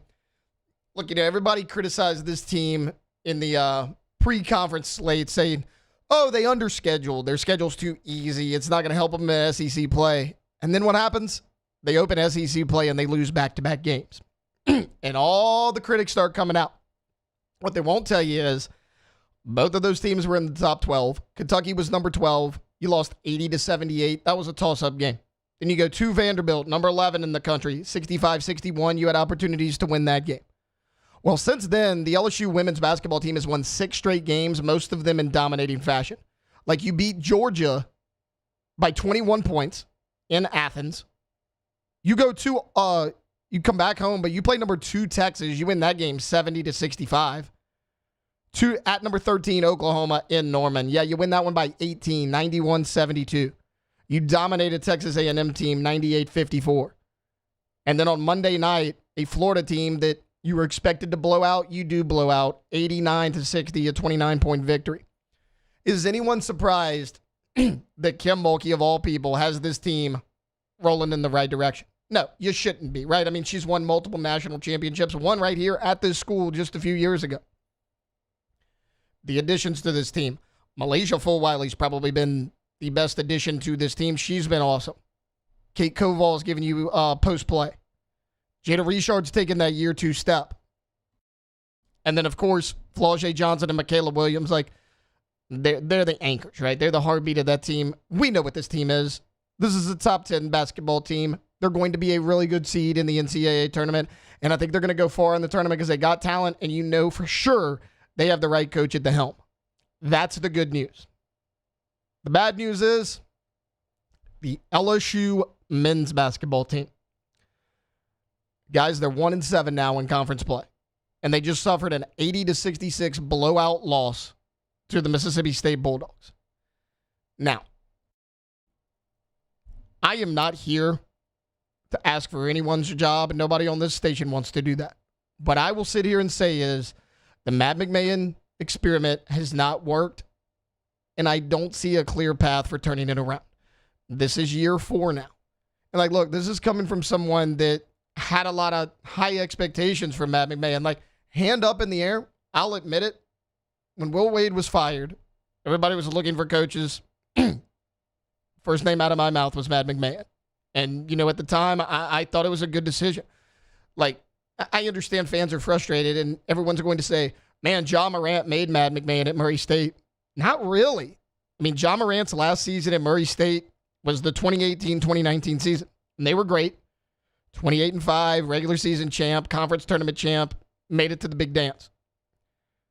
But the following year, 23-9, regular season champs in Ohio Valley. In 2020 and 2021, that season, they took a bit of a dip. It was 13-13. But McMahon's last season at Murray State, the 21-22 season, 31-3. Regular season champs, conference champs, tournament champs. They make it to the NCAA tournament and to the Sweet 16. Like, Matt McMahon had a lot of success at Murray State. So my thought was, hey, you give this guy an opportunity at a bigger stage with more talented players, a bigger resources to work with, he can make some things happen.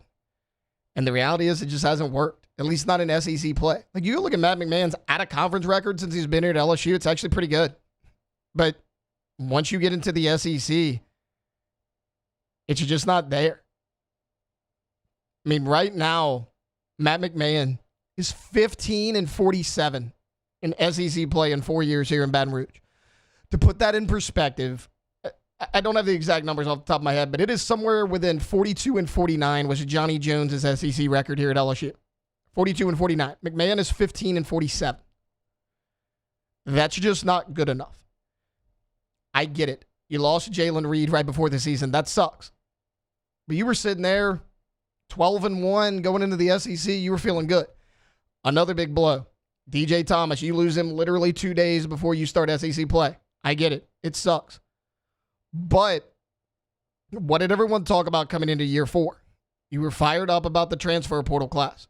You were hoping LSU would invest the money and the resources into this roster to get where you wanted to. And by all accounts, they did that. I mean, you brought in Markel Sutton, Max McKinnon, Mike Nwoko from Mississippi State, Pablo Tamba, DJ Thomas, who I just mentioned, and it just hasn't worked. And I see so many people saying, it's over, it's done, LSU is going to make a change. Are they, though? I mean, I understand that it seems like this football program at LSU has endless amounts of money. Does the basketball program? Because you got to remember here at LSU, basketball's third. And really, men's basketball is fourth. People care more about the women's team. But it's always going to be LSU football, LSU baseball. Everything else trickles down from there. Most schools, it's football and basketball. So don't compare your basketball program to other people's basketball programs. Compare LSU's basketball programs to other SEC schools' baseball programs. That's what you do. So is there a want to? I mean, I'm sure, like Verge Osbury said it. We brought it up on this show. It was a few weeks back. He did an interview with The Advocate, and Verge said, if LSU can't make it to the NCAA tournament, or at least as close as possible, everything will have to be reevaluated. Those are Verge Osbury's words. To me, it seems very clear at 1-7, you get blown out by a bad Mississippi State team. That was a must-win game. That it's over. You're not going to make the NCAA tournament. Barring some miraculous, unforeseen run in the regular season, you somehow go win the SEC tournament and you get in. I just don't see that happening. Because this team performs pretty well against decent basketball teams. It's the bad teams that they're bad against. They always play down to their competition level for whatever reason. But Brian Kelly, what was his buyout? $54 million? $52 million? You gave Lane Kiffin a big contract. You gave Lane Kiffin's staff big contracts. You just spent the most money ever on a transfer portal and brought in 42 transfer portal players to this school. And you have high expectations for the football program. Look at what Jay Johnson's doing. He dominates the transfer portal. And you're going to give him the funds he needs because baseball wins. Is there that appetite in the basketball program? I don't know, but what I can tell you is I don't know how it gets better. Because like I can give McMahon a pass on really the first 2 seasons. Like remember, when Wade was fired, you didn't know if there were sanctions coming down or not. There wasn't. That was never going to happen. But let's just say at the time you didn't know if there was any sanctions coming down. When Matt McMahon got hired, there were literally 0 players on LSU's roster. Now, he was able to recruit 1 or 2 of them back, from that final Will Wade team. Okay, that's a wash. It was 14 and 19. That's about what you expect. Then in year number 2, he brings in some transfers. He goes 17 and 16. And you're like, okay, not where you want to be, but it's a step in the right direction. It's an improvement. You finish the season with a winning record. You're moving in the right direction. And I actually thought Mac McMahon did a really good job here in that second year. I thought he kind of maximized what that team was able to do. I don't feel the same way about last season, though. 14 and 18, I mean, that was underperforming. And then this year, you sit at 13 and 8 after such a hot start at 12 and 1. And unless you had a decent out-of-conference schedule. I mean, they weren't playing cupcakes every single week. I mean, there were some thrown in there, but they played some good competition. You go 12 and 1. It's the way you're losing basketball games, though. Like the old adage of good teams find different ways to win games. Bad teams find different ways to lose games. For example, you haven't started well really all year in SEC play. Like that blowout against Mississippi State I was just talking about, 80-66, you scored 21 points in the first half. You're not beating anyone scoring 21 points in the first half. You started slow against Vandy, had to try to storm back, couldn't do it. Started really slow against A&M. You did storm back. That wound up being a 3-point game, but it was too late at that point. A&M wins at 75-72. Similar against South Carolina. The only game you started fast, you were blowing the doors off of Kentucky. It was 18-2 at one point early in the first half, and it looked like you were locked in, ready to play. It was the most excited I've seen the PMAC for an LSU men's basketball game in probably 2 to 3 years. And you absolutely collapsed at the end of the game. You couldn't make your 2 free throws. You allow a long pass that nobody defended. You allow Kentucky to get up a pretty manageable shot, and they make it and beat you at the buzzer in heartbreak fashion, 75-74. Now, you do bounce back from that game. You get a win in Baton Rouge against Missouri. There's a banged-up Missouri team who's not very good in general. You win that game 78-70. So, like, okay, you probably should have won the Kentucky game. You let it slip. You get a victory over Missouri. Look, maybe this is starting to trend in the right direction. You get taken down by a good Florida team. Like, I'm not putting all that on LSU. That's a good Florida team. It's in Gainesville. That's a tough place to play. You lose that game pretty handily. And you perform so well against Arkansas on the road. 85-81. You had every opportunity to win that game. Now, you fall short, but Bud Walton, my opinion, best SEC basketball environment out there. Really, really tough place to play. And you almost pull out a win. And you come and lay in an absolute egg in the PMAC on Wednesday night, 80-66. So not only are you starting slow, you are giving up way too many points. I mean, 84, 75, 70, 80, 85, 75. Like, I mean, you're giving up way too many points. Now, again, credit this team for battling against Arkansas. Again, 85-81, but there's just so many things wrong with this basketball program right now. And I'm not telling you a change is going to be made. What I am telling you is I don't see it getting any better. So we'll see what happens there. We will obviously follow both of these teams as the season moves along. All right, we're going to take a quick timeout. When we get back, Ross Jackson, Locked On Saints and LouisianaSports.net, joins us next here on Off the Bench. Off the Bench. Game day hangouts are just winding down after a long day. There's one beer that fits every moment, and that is Dos Equis. Always crisp, refreshing, and perfectly balanced. Dos Equis is easy to drink without sacrificing flavor. It's not heavy. It's not watered down. It's just a great beer you can enjoy all game long. So whether you're watching with friends, grilling outside, or cracking one open after work, Dos Equis always delivers. So next time you're at the store, grab Dos Equis because the most interesting days deserve the most interesting beer. That's right. Go for Dos. Drink responsibly. We are about to have one of the most delicious beers ever, which is a nice hotel beer, excuse me. And what we do, we're going to make sure that we go for Dos. We got cold, delicious Mexican lager. They got the Amber Especial. They got the Lager Especial. Make sure if you are getting ready for the weekend, get ready. Stock up on your groceries, certainly getting ready for this cold blizzard, but also stock up on your Dos Equis. Go for Dos. Drink responsibly.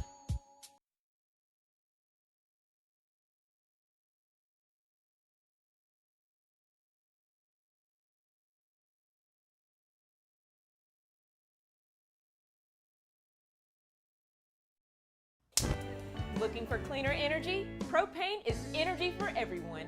And when you're cooking with clean, affordable propane, you're cooking with gas.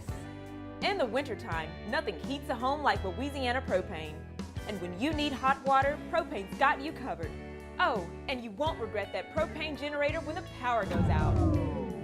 I'm Miss Louisiana, Gabrielle McLeod, and to find more information and to find a propane dealer near you, visit louisianapropane.com. South Louisiana, it's turnaround season, and River Parish Contractors is calling in the best of the best. We're hiring pipe fitters, iron workers, boiler makers, combo and structural welders, rig welders, carpenters, crane operators, dirt operators, and more. If you're ready to work, ready to earn, and ready to build something that lasts, call Big Jake at 318-547-1000 or go to rpcontractors.com. River Parish Contractors. Let's get building. I'm lawyer Collins Locke Meredith. Among the most important factors to consider when you're hiring an injury attorney is trust. You trust your attorney will put your interest first, treat you with respect, fairness, and honesty. You trust them to be there for you when you need them. At Locke Meredith, Sean Fagan and Associates, thousands of clients have trusted us to represent them, and for good reasons. Please visit us at LockeMeredith.com to learn more, and whether you hire us at all, give us a call at 272-5555. You have nothing to lose. At Bayou Automotive, we believe in a sales process that puts you first. We want you to experience an easy purchase with clear pricing and great service. Let Bayou Ford and Bayou Chrysler Dodge Jeep Ram be your trusted partners in finding your perfect vehicle. The crew at Bayou Automotive is going to do right by you.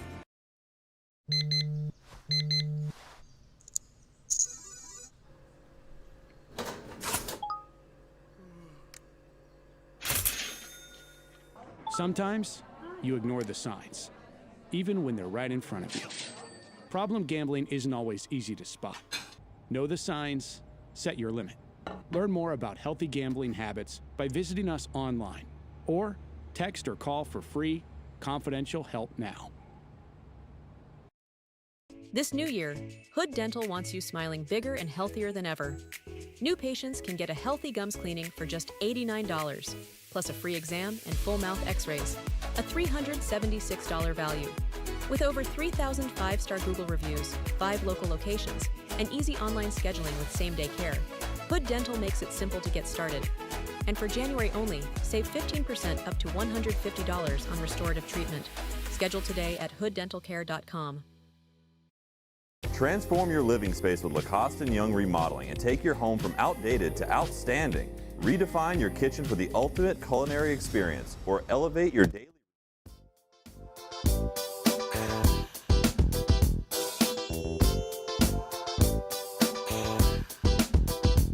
Tigers turn talkers. This is Off the Bench.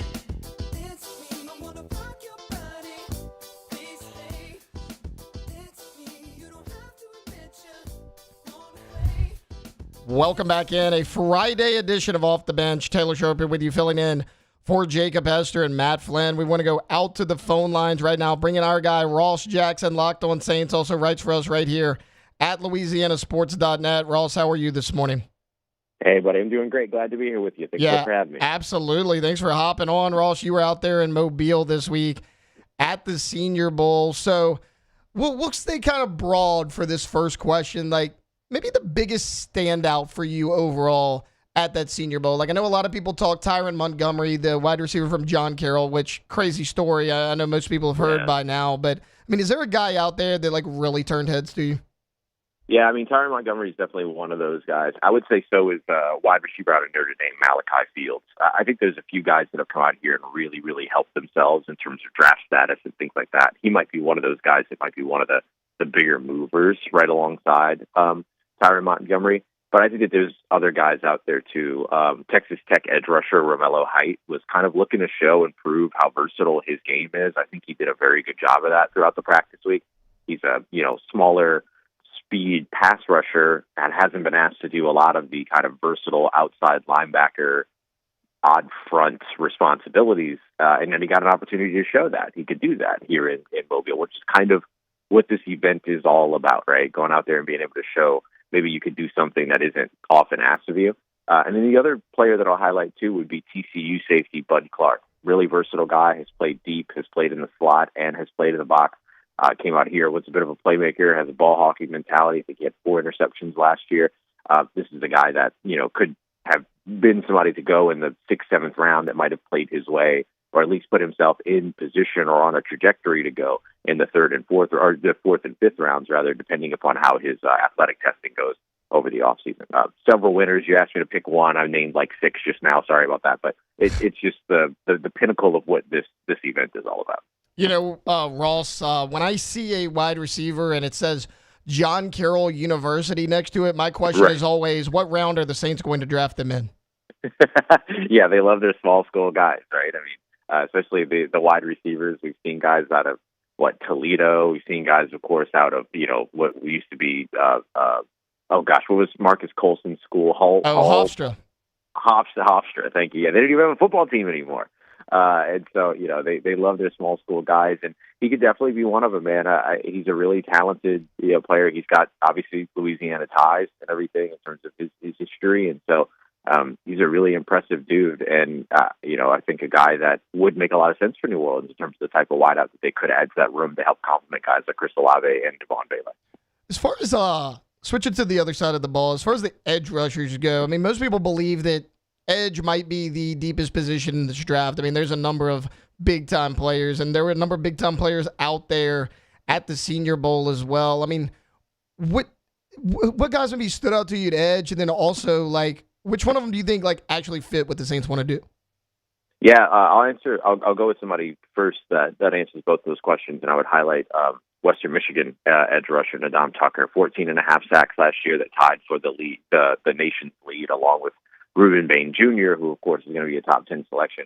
He also had 20-plus tackles for a loss as well, so very active in the run game while also being very active as a pass rusher. He's a good fit for New Orleans in terms of the speed rusher mold.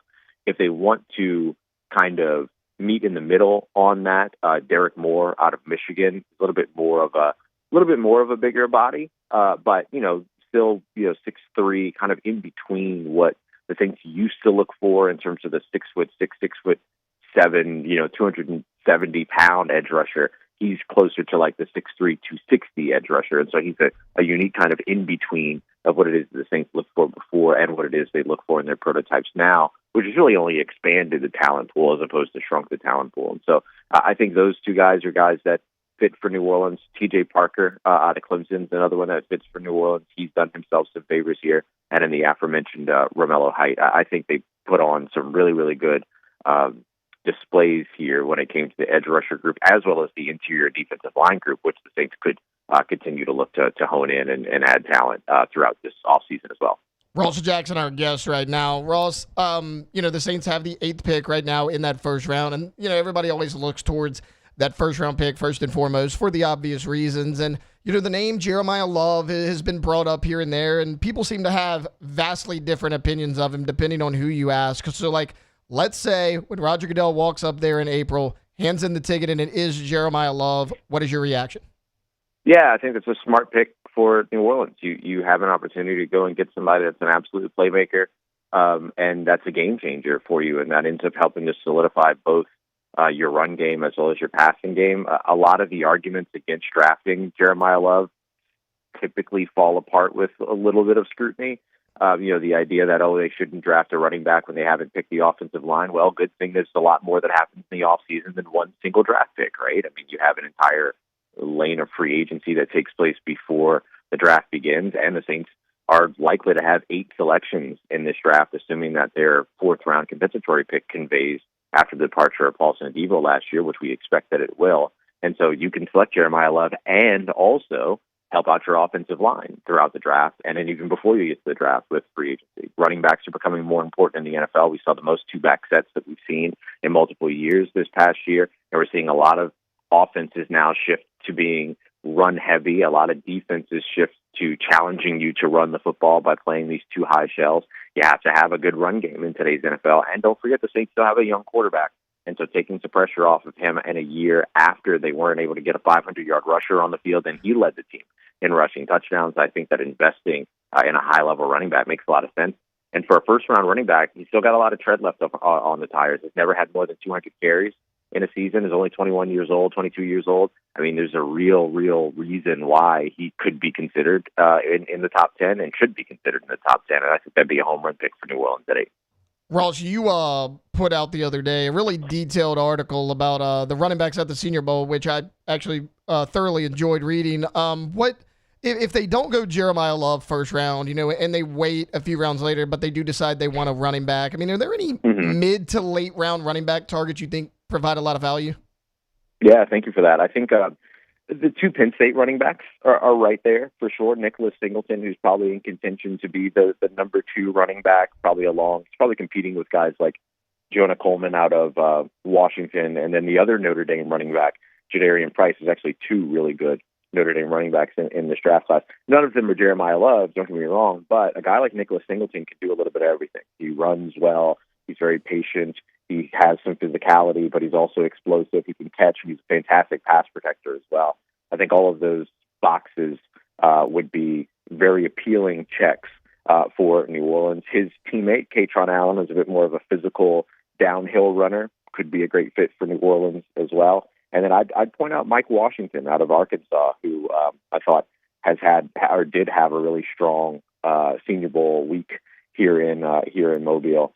And then, Indiana Hoosiers, anytime you get an opportunity to get one of those guys from Kirk Cignetti's culture in your team, I think it's worth your time as a general manager. And Kalon Black, big physical, just mean and violent runner, I think he could be a lot of fun in the black and gold as well. Ross, just a few more for you here. Want to transition a little bit to the offensive line. There were a number of guys out there at the Senior Bowl. Obviously, Saints fans are like, oh, you got to shore up the O-line, How high up on the Saints priority list do you think that is in this coming draft? I imagine it's pretty high on their priority list this offseason. And that will begin with retaining players that they want to retain, and that will begin with potentially signing free agents. I think, the Saints are going to have some room to spend in a way that they haven't in some time, but I don't expect them to go crazy. I don't expect them to start resetting markets, acquisitions, and things like that. But if I'm Mickey Loomis, if I'm the Saints, and I'm going into free agency with a little bit of money to spend, I think I want to spend that money on the offensive line and go out there and try to find a starter in the interior, a potential second player to sign on the interior that can bring you some competition and also some strong depth. I want to bring Luke Fortner back if I'm the Saints. That's where the offensive line building, I think, starts. This is a team that has really leaned on the draft to build its offensive line, and they've had some hits and misses there. I think going to the NFL and finding NFL players and asking them to do an NFL job on your NFL team is the better way to go about it. So I would look at free agency being that, and then maybe falling back on, some draft picks to help shore up depth and give you some development. I think guys like Keelan Rutledge out of Georgia Tech would be a great start. I also think a developmental guy like Jeremiah Wright, who's really impressive here out of Auburn, 6'5", 340 pounds, physical, big dude, kind of fits the mold of the interior offensive lineman that Kellen Moore had when he was in Philadelphia. I think those guys make sense after you to help to supplement the position after you've taken care of the need in free agency. If you are the Saints GM and it's Saints GM Ross Jackson, you got to turn in the card in round 1. Where are you going? Yeah, I mean, it's hard to pass up on Jeremiah Love. If Jeremiah Love's not on the board, I'm looking over to the defensive side. And, if it's Caleb Downs out of Ohio State or one of those edge rushers like a David Bailey out of Texas Tech that's there, I'd probably lean there. I think wide receiver you can wait in this draft, and so I wouldn't be as much in a hurry now as I might have been, a month ago for guys like Arizona State's Jordan Tyson or Carnell Tate out of Ohio State. I think for me, I lean towards either that playmaking running back in Jeremiah Love, or if I can't find that, I'm going to the defense. I'm trying to find a playmaker over on that side. Ross Jackson, Locked On Saints and LouisianaSports.net. You can find all of his stuff there. Ross, thanks so much for joining us today. Stay safe. Thanks so much for having me on, and I'll talk to you soon. Absolutely. That there was Ross Jackson. All right, we'll take a quick timeout. Coming back, wrapping up hour number 2 next. You're on Off the Bench. Off the bench. All right, when it comes to protecting your home, your roof matters, and that's where Pelican Roofing comes in. Pelican Roofing is locally owned. It's been, doing it for a long time with quality workmanship, dependable service, and doing the job the right way. So whether you need a full roof replacement, repairs, or professional inspection. Their team brings experience and attention to detail to every project. They show up on time, communicate clearly, and stand behind their work. If you're thinking about your roof, don't wait. Visit pelicanroof.com to learn more today. Again, that's Pelican Roofing, protecting what matters most. pelicanroof.com. That's right, Pelican Roof, pelicanroof.com, the most trusted roofing company in Louisiana. They specialize in roof repairs and complete roof replacement. So if you got a job, if you just have to get it replaced, maybe you're building a new home, give them a call or go to the website, pelicanroof.com, see all the 5-star reviews and financing options as well. We know it's a big decision financially for you, so go check it out. Start the financing process started right there, pelicanroof.com.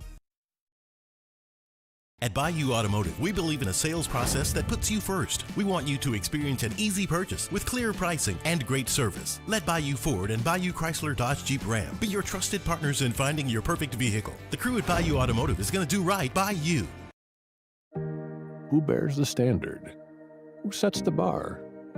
It's not those satisfied by low-hanging fruit or by taking it easy. Now the standard is set by the best of us, by those who work hard. Dig deeper. Give more. At Sunshine, we're proud to provide John Deere products that work hard for you, the standard bearers. Find the dealer nearest you at sunequip.com.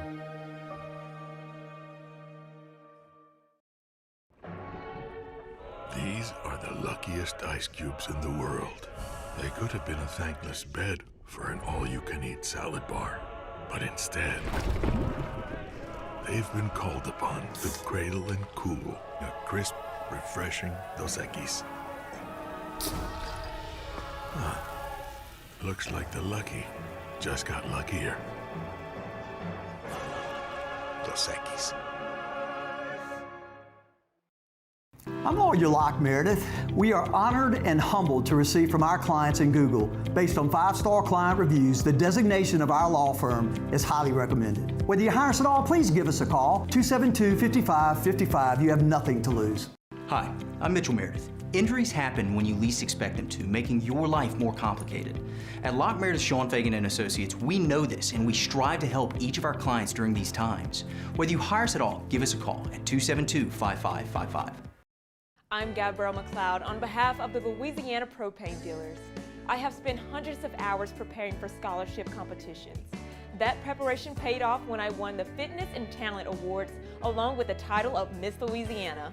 The Louisiana Propane Dealers are also pretty talented and want you to be prepared for when the power goes out. Visit louisianapropane.com to find out about propane generators and other safety tips. Louisiana Propane, it truly is the fuel for our future. South Louisiana, it's turnaround season, and River Parish Contractors is calling in the best of the best. We're hiring pipe fitters, iron workers, boiler makers, combo and structural welders, rig welders, carpenters, crane operators, dirt operators, and more. If you're ready to work, ready to earn, and ready to build something that lasts, call Big Jake at 318-547-1000 or go to rpcontractors.com. River Parish Contractors. Let's get building. Make Raising Cane's the first stop for your second line. Get extra saucy with a Cane's doubloon for just $1 that scores you extra cane sauce through April 3rd with any purchase.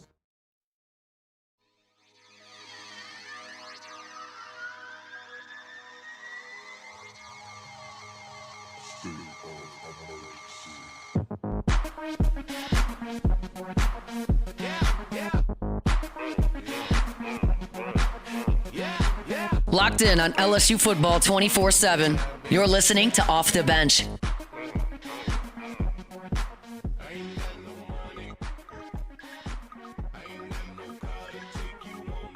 All right, wrapping up hour number 2 here on a Friday edition of Off the Bench. Taylor Sharp here with you, filling in for Jacob Hester and Matt Flynn, Alondra Villarreal, Cassie Spazzali, hanging out with you as well here on this Friday morning. And got a few minutes here before we have to hit that top of the hour break. All the talk this week has been about Bill Belichick's Hall of Fame snub, right? He's not going to be a first ballot. He came up, it looks like a vote short. It looks like 11 people didn't vote for him. You got to get 40 out of the 50 votes to make it to the Hall of Fame. And that sucks. I don't even particularly like Bill Belichick. I think there's no question about it. Bill Belichick is a first ballot Hall of Famer. People start questioning, okay, is it Spygate? Is it Deflategate? Like, what's the issue? What kept him out?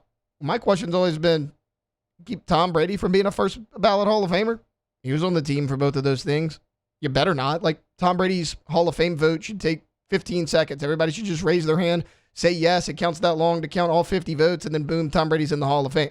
It's the easiest Hall of Fame vote probably in the history of this league. But if you do it to Belichick, do you do it to Tom Brady?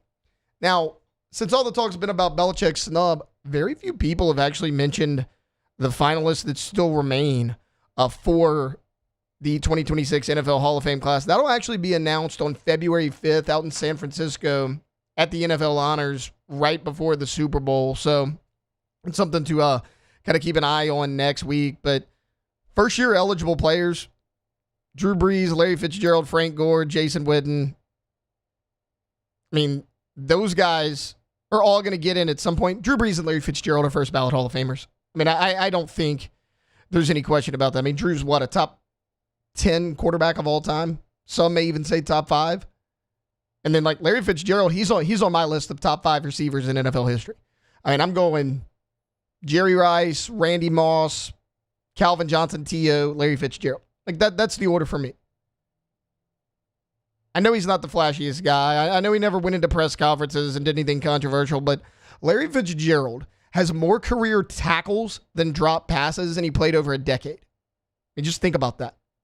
I mean, I still look back on the Super Bowl in 2008 between the 2009 Super Bowl, but 2008 football season between the Cardinals and the Steelers. Still my favorite Super Bowl of all time. Steelers wind up winning that game, but my God, Larry Fitzgerald was unguardable. And that was the Steelers team that had arguably the best defense in the NFL. And Larry Fitzgerald did whatever he wanted. And there was really no drop-off for it.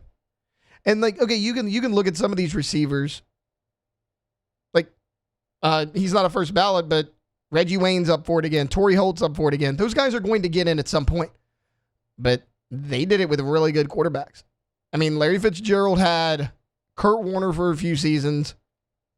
Had Carson Palmer for 2 years towards the end of his career, and Palmer was actually pretty good there. Outside of that, it was kind of a turnstile of quarterbacks for Larry Fitzgerald at Arizona, and he never missed a beat. I mean, he's one of those receivers that's quarterback-proof, right? I say that about Devontae Adams. It doesn't really matter who's throwing him the ball. Devontae Adams is going to catch a lot of passes, and he's going to score a lot of touchdowns. Same can be said for Larry Fitzgerald. Also, Drew Brees is getting in. First ballot. Like, there's no question about that. I know we here in the state of Louisiana are more privy to Drew Brees than most people, but, I mean, anybody with half a brain knows Drew Brees is going to get in on the first ballot. There's no question about it. I do want to mention that Eli Manning, it was actually announced for the second year in a row, will not make the Pro Football Hall of Fame. And I know a lot of people scratch their heads on that and say, well, Eli Manning has to be a Hall of Famer, right? I mean, he's one of the most legendary players in the league. Sure, he is. But I understand why he hasn't made it. Like, Eli's going to make the Hall of Fame. He's won 2 Super Bowls.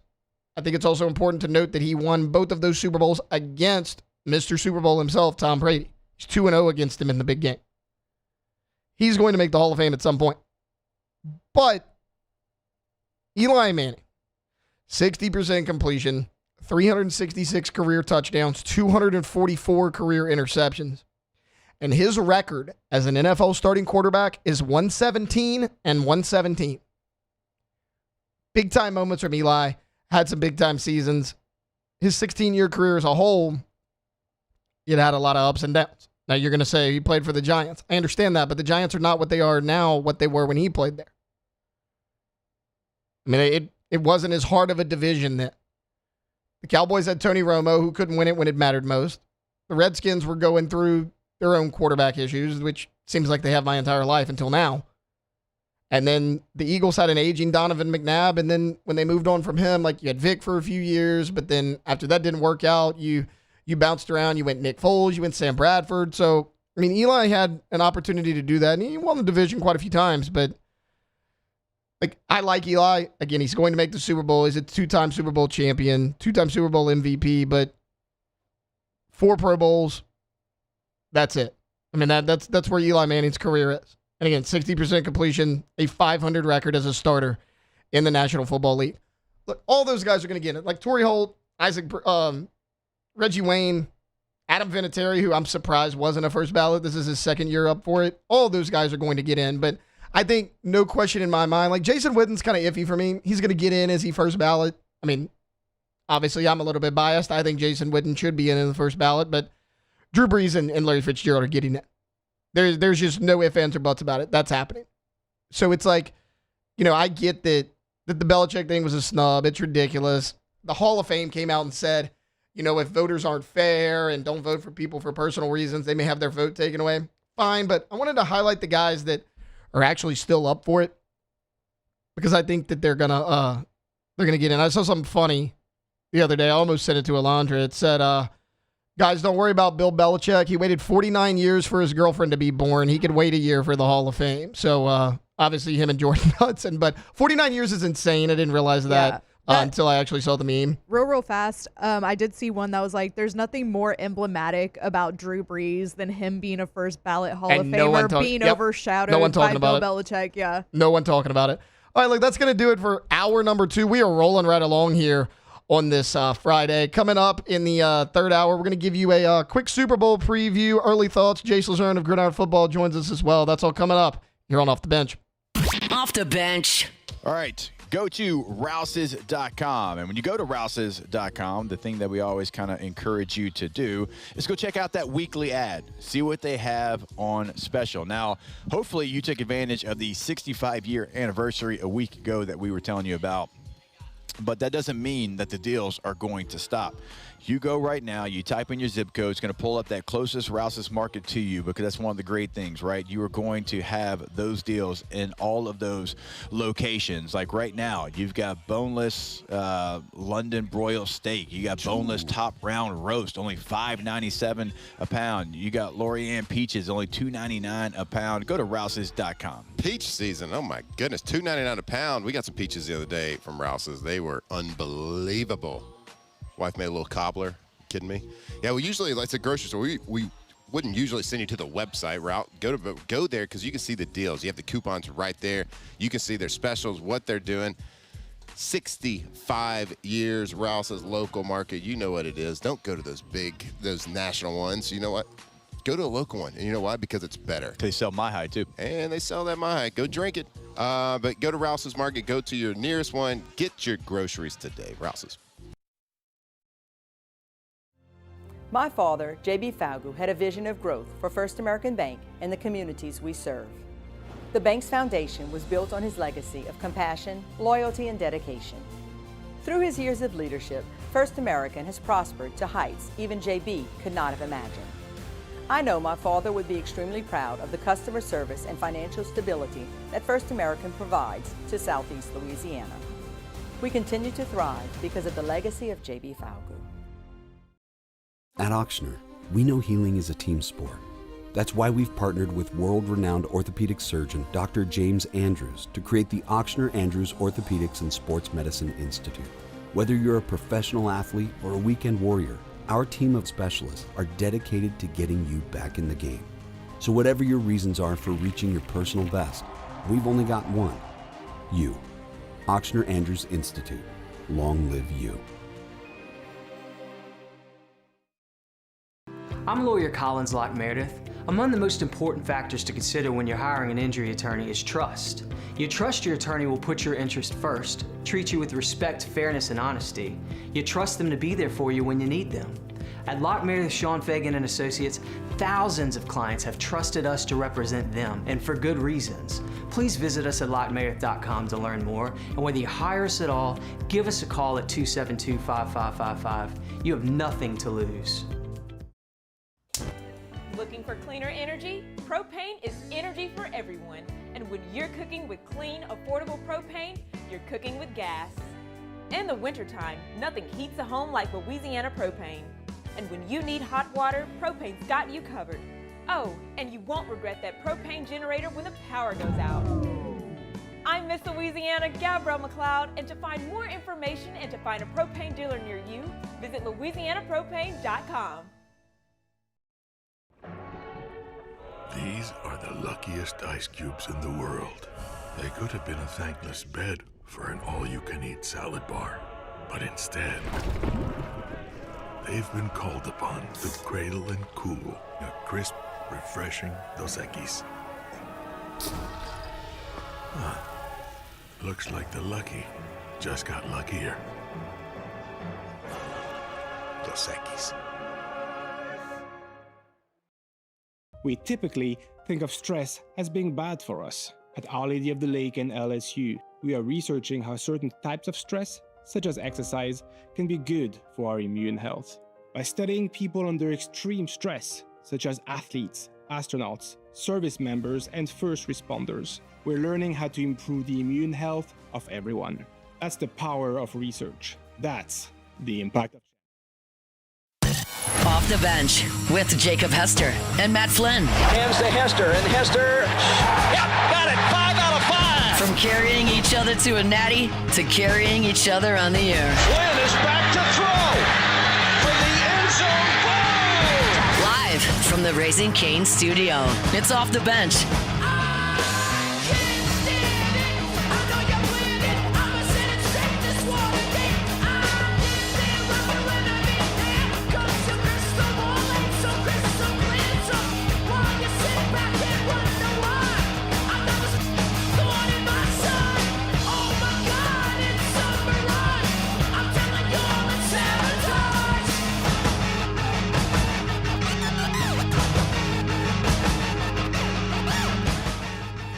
Welcome back in. Hour number 3 of Friday edition of Off the Bench. Taylor Sharp in the host chair. Alondra Villarreal, Cassie Spazzali along as well. Speaking of the bump music, the only person trying to sabotage OTB is our guy, Joel Thomas. That guy. So we were walking out yesterday, and he saw us again. Oh, wait, I don't think we told you this. So after the show yesterday, Mickey Loomis comes up, and he's like, "They let y'all out of Baton Rouge?" And starts like laughing, and we're like, "They let you guys out of Baton Rouge? They let you have a job?" They like, what? Jesus, Mickey. So Mickey might be an OTB P1. We don't know, but I'm sure he loves me. I don't know if he's heard me talk about him, but sure I don't think he would have liked what I had to say about him. I'm sure he appreciates my Mickey Loomis fact checks. So also, when we were leaving, Joel was leaving also, and I was like, "Hey, maybe we can get you on like next week to recap the Senior Bowl and what you saw, like in terms of scouting for the Saints and blah blah blah." And he was like, "Oh, I'd love to." I'm like, "I'm sure you would." I am sure you would. Zero awareness. All right, here at hour number 3, guys. We're gonna have a little bit of fun. We'll do an early Super Bowl talk here, real quick. Super Bowl next Sunday, but Jake's gonna be out all week next week, so kind of want to do like initial thoughts here on this game. I got some fun facts for you guys you're going to love. We'll have Jace Lejeune of Gridiron Football coming up at 9:15, so in the next segment. Talk their All-Star Bowl, some of the top players coming up into the high school ranks, and then kind of get his thoughts on all things LSU. And then we'll close it out like we do every day with Ask the Bench. But obviously, Super Bowl next Sunday, Patriots versus Seahawks. Nightmare scenario for me, guys. Probably my two least favorite teams in the entire NFL. And it's weird, like, I hated the Patriots for 20 years of my life because of Tom Brady. I love Tom Brady now, and I still hate the New England Patriots. I think it's a Belichick thing. Not a big Belichick fan, not a huge Robert Kraft fan either. But, look, the Seahawks had the tougher path. I mean, on paper, they probably have the advantage here, and they're pretty good-sized favorite for the Super Bowl, so that makes sense. Everyone mentions the Patriots' easy schedule. And then on the flip side of things, the Seahawks had a tough path, and they always find a way to win. Now, the Patriots in the playoffs, you look at the teams they played, they're all top 5 defenses. So, I mean, that they didn't have an easy path to get here by any means as far as the regular season. Now, when you go look at what the Patriots did in the regular season, they played 17 games. 3 of the coaches they played did not get fired. So 14 out of the 17 coaches that they faced last year got fired. Dave Canales with the Panthers, he's back. Kellen Moore with the Saints, obviously he's not going anywhere. And then somehow Zach Taylor with the Bengals. Those are the 3 coaches they faced last year that kept their job. So it was easy in the regular season. That was kind of the knock on Drake Mays. When they were talking about who's going to win the MVP, it was the Patriots had beaten one team with a 500 or better record. It was the Buffalo Bills, and they went 1-1 in that, so that's kind of a wash. Look, maybe I'll eat my words on this. I'm one of those people that's just like, you're going to have to show me you can do it at the highest level before I take back the things I say about you. I understand he's been great. Sam Darnold's got to go do it one more time. Sam Darnold wins this game coming up on Sunday. I'm on board. I'm a Sam Darnold believer. No question about it. Now, I think the team around Sam Darnold is phenomenal. I do think New England has the advantage at quarterback.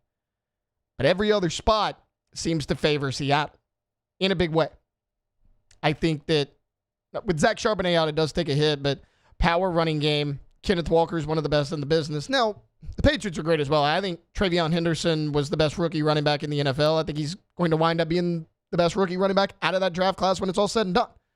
Ramondre Stevenson, really good player. But the power running game the Seahawks have following that big offensive line, letting Sam Darnold Sam Darnold can take over games. He can manage games. But Sam Darnold does exactly what he needs to do in that offense, and that's why he's been so successful.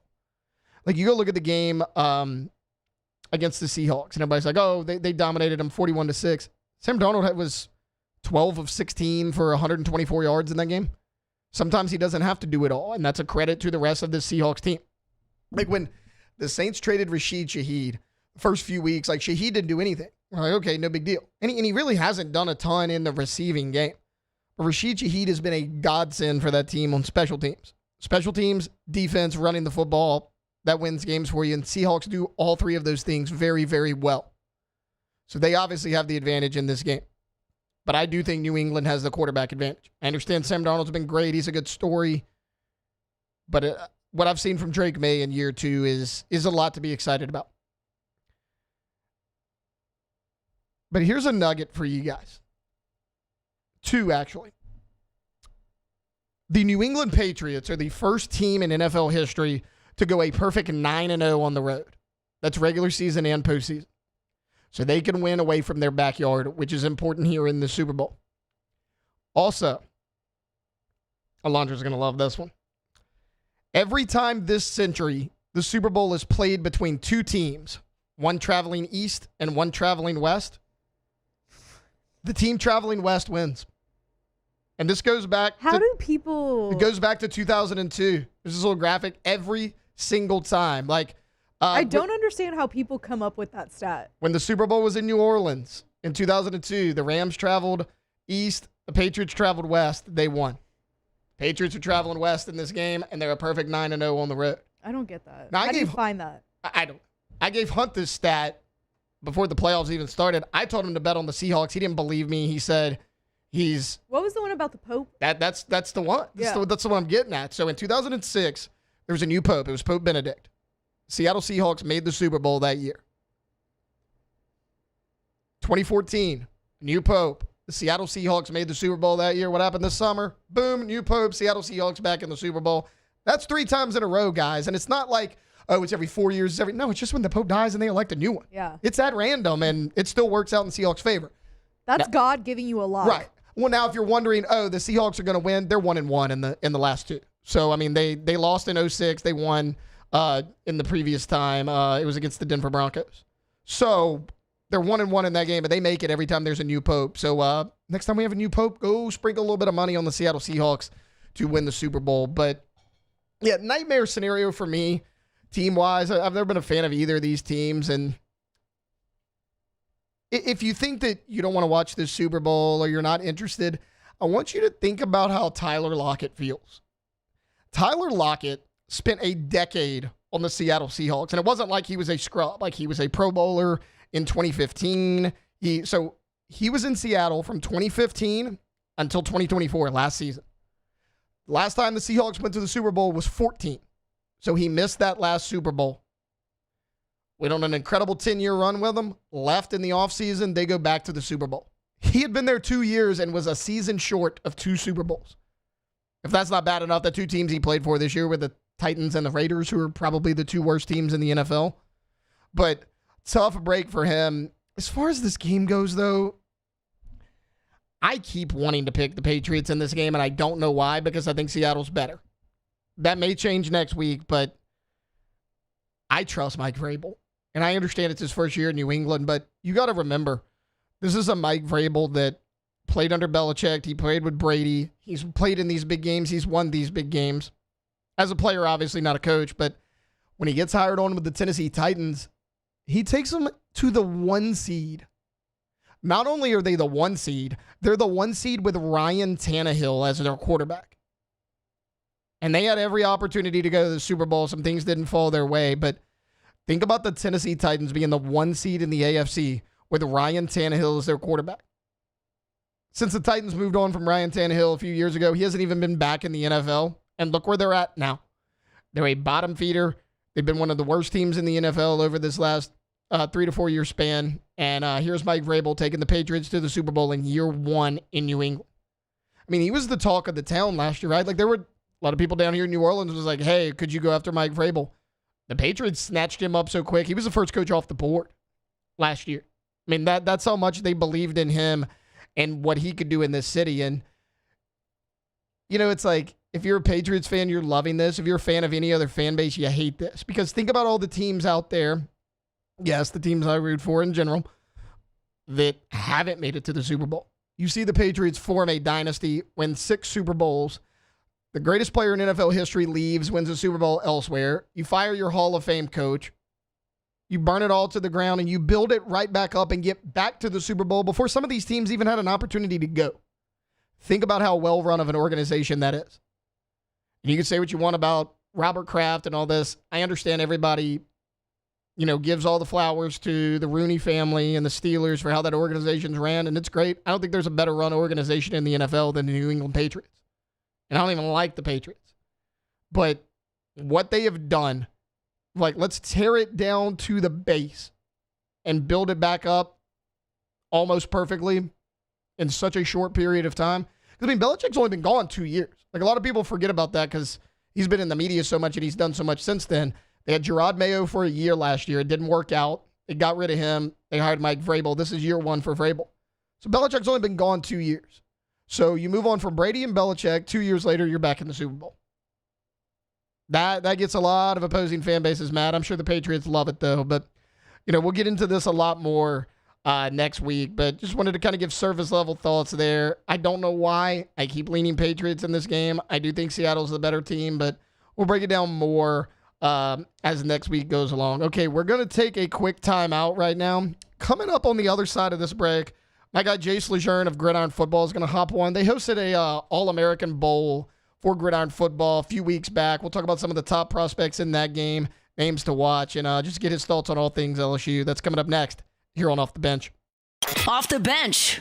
All right, we are glad to be working with First American Bank and Trust, and we've been telling you over the last couple of weeks just what they have done here in this community for so long. We're talking over 100 years, right? And we mentioned community because when they make a decision, they make it right here. It's local people helping local people. We're not talking about, you know, some huge office in the Northeast, the West Coast, and the Midwest. We're talking about right here locally. That's why they've been a banking tradition in the area since 1910. So you're going to get all the bells and whistles of any kind of major branch that is nationwide, but you're going to get the customer service that is local here. So go to their website today. Go ahead, open that new account. It is FABT.com. That's right. First American Bank and Trust. Work with people who actually care about your success that are local. And that's exactly what you're going to find at First American Bank and Trust. So if whether it's a first account, refinance your home, taking your business to the next level, whatever it is, go check them out. First American Bank and Trust, FABT.com. Jordan Faber here with some exciting news. Faber Automotive has officially arrived. We're proud to introduce your new hometown dealership, Faber Chevrolet GMC. That means more inventory, better deals, and the same great local team. Now backed by the trusted Faber family name. Whether you're shopping or servicing, you'll feel the difference from day one. Allow us the opportunity to earn your business. Fabry Chevrolet GMC. Visit us in St. Francisville or online at FabryChevrolet.com. Make Raising Cane's the first stop for your second line. Get extra saucy with a Cane's doubloon for just $1 that scores you extra cane sauce through April 3rd with any purchase. Let the good times roll this Mardi Gras with Raising Cane's. One love. Looking for cleaner energy? Propane is energy for everyone. Propane water heaters are very cost efficient. And the savings are even greater with a tankless propane water heater. We all know that Louisiana propane is a safe and environmentally friendly fuel. So why not go green while you save some green? I'm Miss Louisiana, Gabrielle McLeod, and for more information, visit louisianapropane.com. I'm lawyer Locke Meredith. If you're battling an insurance company because of a wreck not your fault and they're not calling you back or being fair, whether you hire us at all, give us a call, 272-5555, or email Locke Meredith, Sean Fagan and Associates. You have nothing to lose. Hello, I'm Collins Meredith. If you've been injured on the job, you likely have a workers' compensation claim, but you may also have a tort claim which opens up significant recovery rights not normally available for a work injury. If this is you, call us or come see us at Locke Meredith, Sean Fagan and Associates. At Auctioner, we know healing is a team sport. That's why we've partnered with world-renowned orthopedic surgeon Dr. James Andrews to create the Auctioner Andrews Orthopedics and Sports Medicine Institute. Whether you're a professional athlete or a weekend warrior, our team of specialists are dedicated to getting you back in the game. So whatever your reasons are for reaching your personal best, we've only got one. You. Auctioner Andrews Institute. Long live you. Today, we are shaping tomorrow. We are researching how extreme stress impacts the immune system, from trauma victims to athletes and even astronauts. Our work is leading the way in sepsis treatment, saving countless lives. We're unlocking the mind with music in exciting new ways. Our Lady of the Lake Health and LSU are improving the health of our state. That's the impact of champions. Imagine the impact we'll have on the future. Together, we roar. When you can't rely on technology, you can rely on Mountain Cold.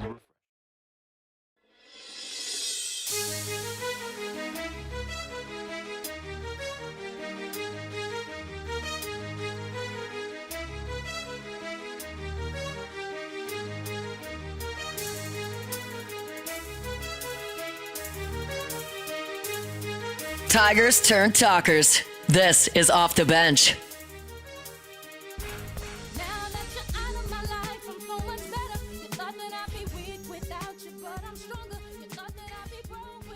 Welcome back in. Hour number 3, Friday edition of Off the Bench. Taylor Sharp here with you. Going out to the phone lines right now, bringing on my guy, Jace Lejeune from Gridiron Football. Jace, how are you this morning? Doing good, Taylor. It's been a minute. Hope you're having yourself a good New Year so far, man. Dude, it has been a minute. I missed you. It's no more Episcopal football. Like, what are we going to do with our lives here? But speaking of football, you guys at Gridiron Football, you had a little all-star game a few weeks back. How'd it go? Oh, very busy. It was a very busy event. I could say that for sure, Taylor. We had about 160 senior players in attendance from 5 different states across the country, and we had 4 different teams. So we actually had like a little bit of a tournament elimination for the 4 teams. So we had 3 games, including a championship round. So it was a lot of great football. It was at LCU, Louisiana Christian University, and we actually had a junior high game as well. That way we can cover a lot of the players that are on the rise as well from 6th or 8th grade. But we also had the senior game. That's really our main event for that day on December 30th. But it was a great event. Who standouts we have, man? Y'all got any big-time players out there? Oh, yeah. We have a lot of talent this year. It was plenty of really great talent. It seems like the talent has been better every single year since I've been there at Gridiron Football. And this year, we've actually had a lot of LSU fans will probably remember the last name Randall, Marcus Randall. His son actually played in our bowl game, Caden Randall, and he actually was the defensive MVP of the bowl game. He was making a bunch of hard hits throughout the game. He's actually signed to play at Southeastern Louisiana University. We had a Scambia in Pensacola. That's actually where Emmett Smith played high school football at. They had a defensive lineman, Andrian Battle. He was pretty much unblockable the entire game. And Marshall, South Florida, some of those type of schools are looking at him.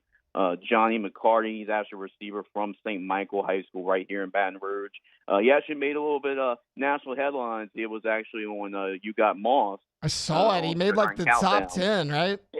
Yeah, right. One-handed catch and pretty acrobatic catch as well. But, yeah, we had a lot of great players that took place. Zion Lee, he's actually going to play football at the Naval Academy, a running back from Monkey High School. So really the talent, it just gets better and better each and every year. And these are going to be a lot of prospects that you might not hear about, immediately. But because of the transfer portal, I think that's what this Gridiron Football game really helps. You'll see these guys the next 2 or 3 years, and that's what we've seen from the bowl game of those guys going up the charts. Really. Yeah, absolutely. I'm glad you mentioned the portal because that kind of gets into what I want to talk about next. Like, look, obviously, a lot of those guys, those are the names to watch coming out throughout the high school ranks. But, Jace, as far as college football goes, transitioning a little bit to LSU, like it has been all about the transfer portal for about 3 or 4 weeks now, really since it opened. And LSU finishes with a whale of a class. I mean, number 1 class in the country, 42 transfer portal signees. If I had to ask you, like, okay, letter grade, what do you give Lane Kiffin and the staff first transfer portal class? Oh, I have to give themselves an A. I mean, just what they're able to do, especially because you come in a situation like Lane, and you have a lot of players that are leaving, and you're trying to figure out which guys are coming back and staying, and you have a lot of holes you have to fill in your roster whenever you have a coaching change, especially you're becoming the new coach of the team. But really have to give itself an A with the class. I mean, I don't think you can really do a better job considering the circumstances like Lane Kiffin and the staff did. They pretty much reloaded at pretty much every position. You look on offensively and defensively, and you look at they got 3 really talented quarterbacks. Obviously, Sam Levitt, leads the headlines of class, and the wide receivers. I'm really interested in spring football. We go see the Tigers in spring practice.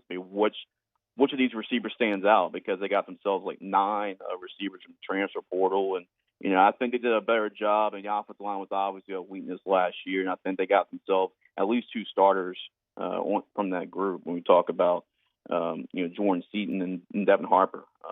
But I'm actually more excited, Taylor, about the defensive side and the additions they got on that side of the football. I mean, Prince Will, Yamami, is a big-time pickup for them on the defensive end. And really the 2 Ole Miss guys, him and T.J. Dottery, I think they're going to be 2 big-time pickups for the Tigers. And Ty Benefield in the secondary as well to already, go with a really great group in the back end of the defense. I'm really excited about this transfer portal class. Yeah, I'm glad you mentioned the defense. To start the show, I was talking about it a little bit earlier, like the top transfers. Ty Benefield might be my favorite player in this transfer portal class. Like, I understand it wasn't maybe not a huge need because you already had Deshaun Spears and Tamarcus Cooley, but that's going to mean so much to your defense because he's so versatile. I love that signing. So let's get away from individual players, maybe look at position groups as a whole, like obviously Kiffin and his staff. I mean, I just mentioned 42 players. They dominated in every aspect, but is there one position group? Like, remember last year was edge rusher, right? You brought in Pyburn, Butler, Patrick Payton. I mean, is there a position group this year you're like, yeah, all those guys can make an impact? Yeah, I mean, I can't look away from the wide receiver position because you look at some of these guys, right? You have a little bit of mix of everything because Lane Kiffin likes his speed. He's got these speedy guys at the wide receiver position. He's also got some length at the receiver position too, and some proven commodities as well. So you look at it. I mean, Winston Watkins, another Ole Miss guy. Trey Wilson from Florida. I mean, Jackson Harris from Hawaii. Jace Brown. I pretty much figured that at least it's going to be hard to really take a guess who's going to really be starting, but I feel like Jace Brown's going to at least be one of those starting receivers in that rotation or, at least going to be in the mix. So I feel like at the wide receiver position, I know the coaches really like Roman Mothershed as well from Troy. So that really stands out to me the most when you talk about a position group. And really you got to also commend them for the quarterback position because for a while there was no scholarship quarterback on the roster. And I feel like you have 3 guys. I mean, Sam Levitt, you've seen what he can do at Arizona State. And going back, it looks like the track record of getting Arizona State quarterbacks has been pretty good for LSU.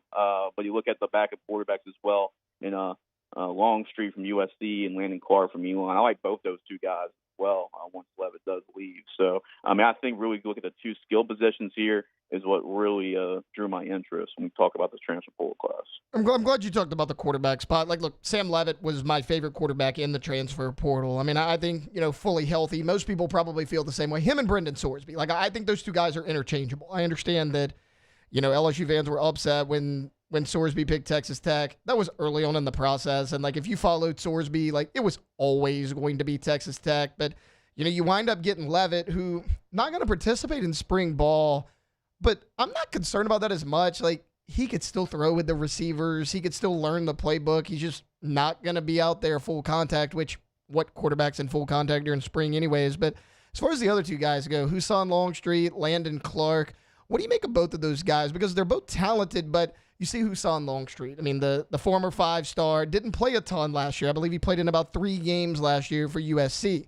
Then you have Landon Clark from Elon, an under-recruited guy, but he's a baller. His tape's impressive. He put up a heck of a lot of numbers last year at Elon. I think the spring's going to be huge for both of them because they're battling for that number 2 spot, and you're a play away from Sam Levitt re-injuring that foot to getting in there. What do you think of the battle that's going to happen between those two?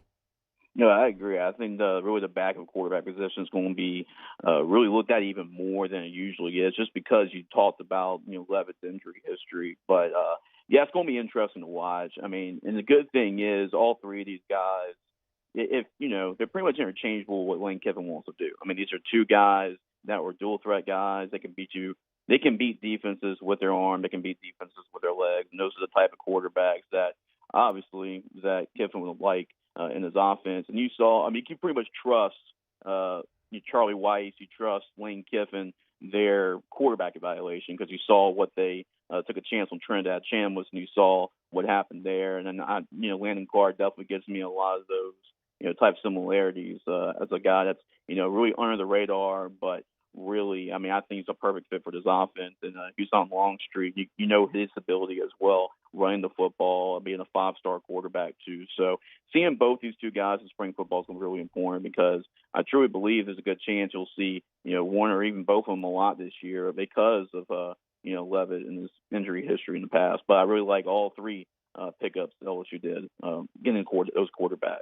Chase Lejeune of Gridiron Football, our guest right now. I'm glad you mentioned Landon Clark kind of being an under-the-radar guy. That's where I kind of want to go next. I mean, take quarterback out of it, all the big-time guys. Is there a guy that, maybe a lot of people aren't talking about that you think could flash for these guys? Yeah, I mean, there's a couple of guys on here. For example, I mean, there's Dylan Jones from Wisconsin, as a running back. We haven't really talked too much of the running backs because you kind of know what you get at the top of that pecking order, coming back in Caden Durham and obviously Harlem Berry, but you need some depth there as well at that position. So I think LSU, I mean, that kind of went unnoticed or under the radar. We're getting some of those guys at the running back position, and Guillory from Utah and Rod Gainey from Charlotte. So those are going to be guys to look at. And Jordan Ross, I think he's another guy to kind of look at from Tennessee. And I think a change of pace and change of scenery for him is going to be really good. But this is a guy with plenty of talent. I mean, he was a 5-star coming out of high school. And now, I mean, I think he can really be in the rotation. So watch out for some of those guys on the defensive line. We all know about Princewell, but some of these other guys like Jordan Ross and Malik Blockton, guys like that, Achilles Woods, I'll probably keep an eye on them as well. All right, Jace, one more for you. I was just a second ago talking about how Todd Benefield might be my favorite player in this class. Like, obviously, we all know about Levitt, but is there one guy in this class you're like, if somebody makes an immediate impact, it's this guy? Like, who's maybe your favorite player they signed? Oh, yeah. I mean, he's definitely one, because you're looking for somebody, and I probably agree with you there, because he's somebody that you can put at the star position. You can put him in the box, and that's a position that, LSU really takes a lot of pride in, at that star position. We get Harold Perkins in years past. So you can line up Todd Benefield pretty much if you need him in the box. You put him in, as a deep safety, you can put him there as well. So his versatility, I think, is going to be really huge for the secondary. And this is really a strength for this LSU football team coming back. But I also really like TJ Dottery. I mean, I really like that pickup as well. I mean, he's one of the leading tacklers. I believe he was the leading tackler in the SEC last year. And you really place him with Devon Keys and Whit Weeks. That linebacking crew is going to be pretty scary. And picking up TJ Dottery, that's a really good pickup for this defense and Blake Baker. Jace, year one, before we get you out of here, like, expectations for Lane Kiffin. I mean, after you put together this portal class, is it playoffs or bust year one? Yeah, you don't really want to say playoff or bust in year one, but it kind of almost feels like it, because you see what Indiana has done in only 2 years, and you've seen what other teams have done in just a short amount of time because of the transfer portal. And it's a little bit of a shorter window because you got the expanded playoff, and you can get these guys. You can win right away in the transfer portal. So you know what to expect from Lane Kiffin offense. You know they're going to score some points. And I don't have a question about that. And then you bring Blake Baker back. You don't know how much you got Blake Baker left on your coaching staff. So to be honest with you, it kind of does feel like, even though this is year one, it does feel like a playoff or bust. And I know that the LSU fans have been pretty hungry for LSU to get back into the playoffs. So a lot of proven talent from the transfer portal. And with this transfer portal class, you can kind of see now that, yeah, this is that type of year for LSU to make the playoffs. And, I know that'll be a great first impression for Lane Kiffin this first year. Jace Lejeune of Gridiron Football. Jace, thanks so much for hopping on with us, man. Absolutely. Anytime, Taylor. All right, guys, we're going to take a quick time out. We've been sports savvy today. It's a Friday. Let's switch it up a little bit. We're coming back. More OTB. We got 2 more segments left here on this Friday. Off the bench. All right, go to getgordon.com. That is the website for Gordon McKernan Injury Attorneys. On the website, you can have a chat right there with a live agent as soon as you log on to getgordon.com. You can check out past client results, cases they can handle for you in the courtroom, all right there on the homepage. You also can pick up the phone anywhere in the state of Louisiana and put your area code followed by 888-8888 and have that conversation with them as well at Get Gordon on all major social media to see what they're doing throughout your local community. Get Gordon and get it done.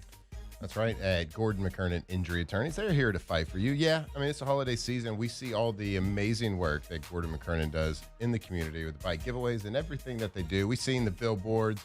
Yeah, sure, they can make you laugh sometimes, but they're there to tell you exactly what they're doing. That is the fight for Louisiana. So if you've been injured, it doesn't matter where or how, if it's a car accident, on the job, whatever it is, make sure you give them a call, let them fight for you. Be part of the G Team. GetGordon.com. Most roofers just replace your shingles. At Pelican, we diagnose your roof, digging deep down to find the root cause of your roof symptoms. Now cough for me. Good. We don't ignore your roof's issues, we address them. Let's just take care of this right here. Helping your roof to become the best version of itself. Interesting that you would say that. How does that make you feel? So call Pelican Roofing for your free roof checkup today.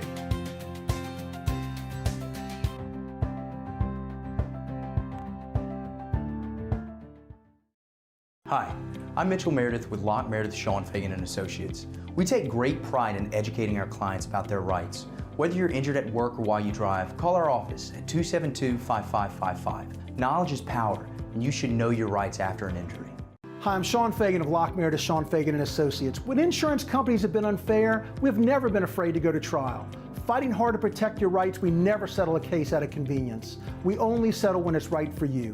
Whether you hire us at all, give us a call.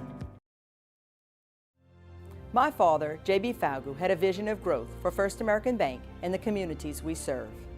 The bank's foundation was built on his legacy of compassion, loyalty, and dedication. Through his years of leadership, First American has prospered to heights even J.B. could not have imagined. I know my father would be extremely proud of the customer service and financial stability that First American provides to Southeast Louisiana. We continue to thrive because of the legacy of J.B. Falgu. After a decade of working in private duty nursing, I know how hard it can be to find compassionate care for the ones that you love the most. So I started Decision Critical, a premier concierge nursing agency, so we can take care of you wherever you are. Our highly skilled nurses provide exceptional care from the comfort of your own home with personalized packages for short-term, long-term, or even around-the-clock care. Visit us at decisioncriticalbr.com and give us a call today to get started.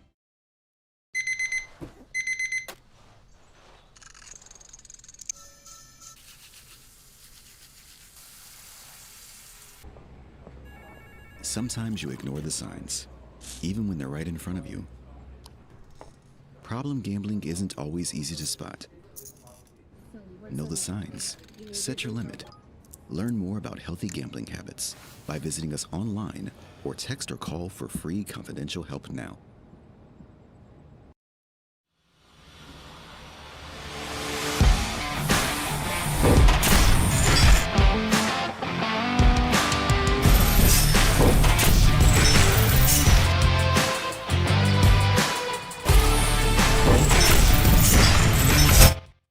Throwing you off? Nope. Didn't think so. How you doing, young lady? The feeling that you're giving really drives me crazy. You don't have a play about the choke. I was at a loss for words first time that we spoke. From the locker room to the airwaves, it's Off the Bench with Jacob Hester and Matt Flynn.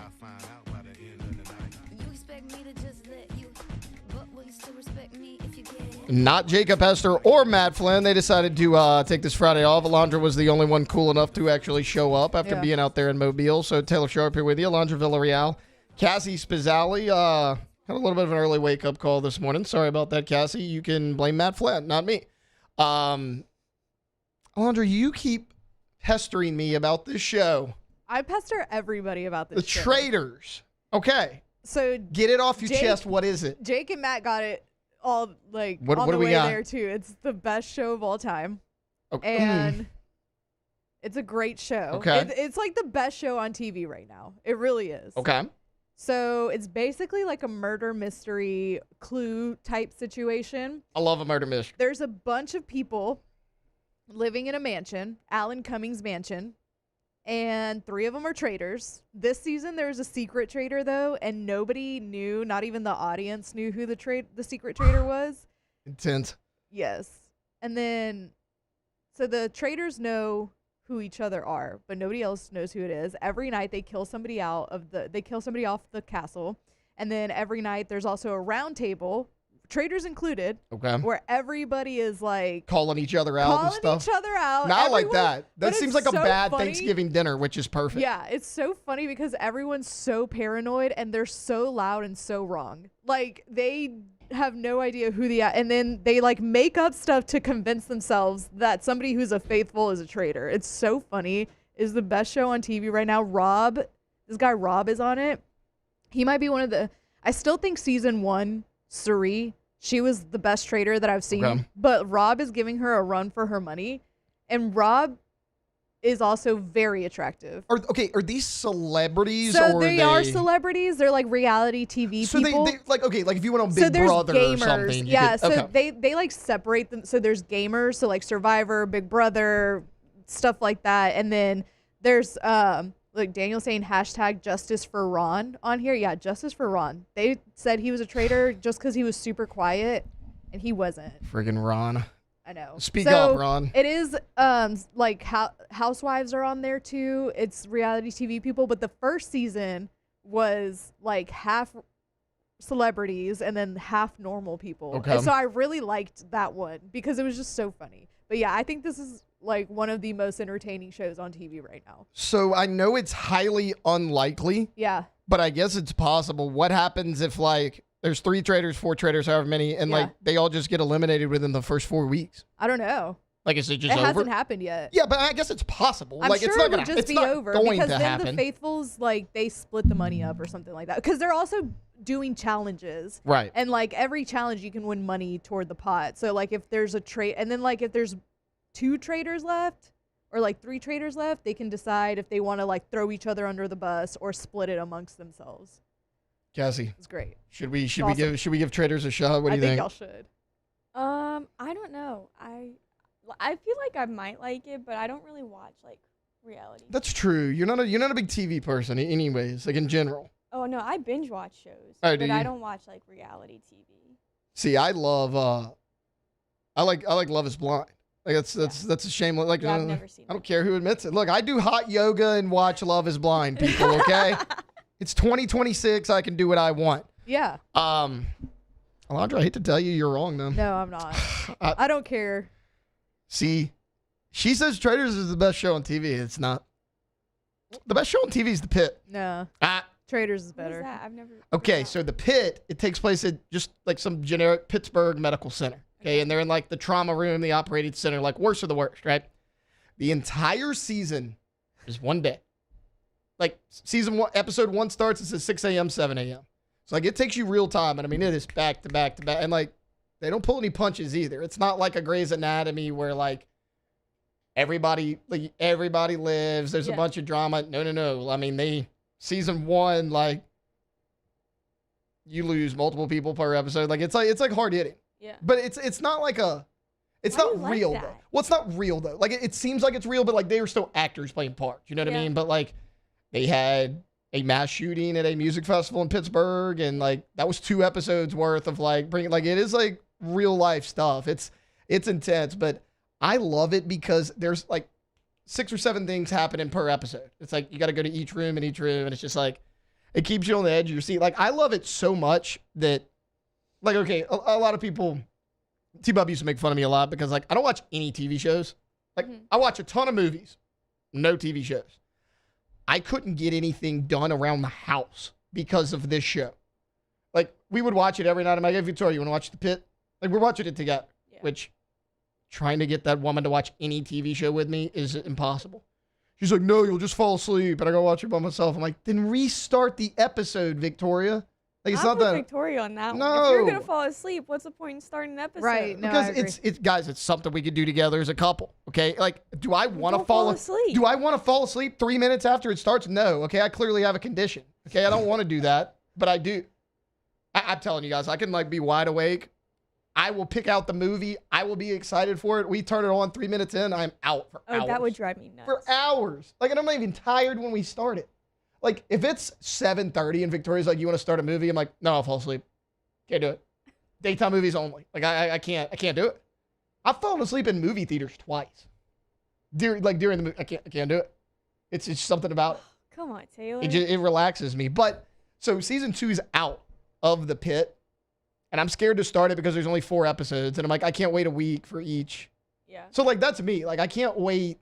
Like, I can't watch it episode by episode, week by week. Like, I got to have the whole season out. I got to binge it.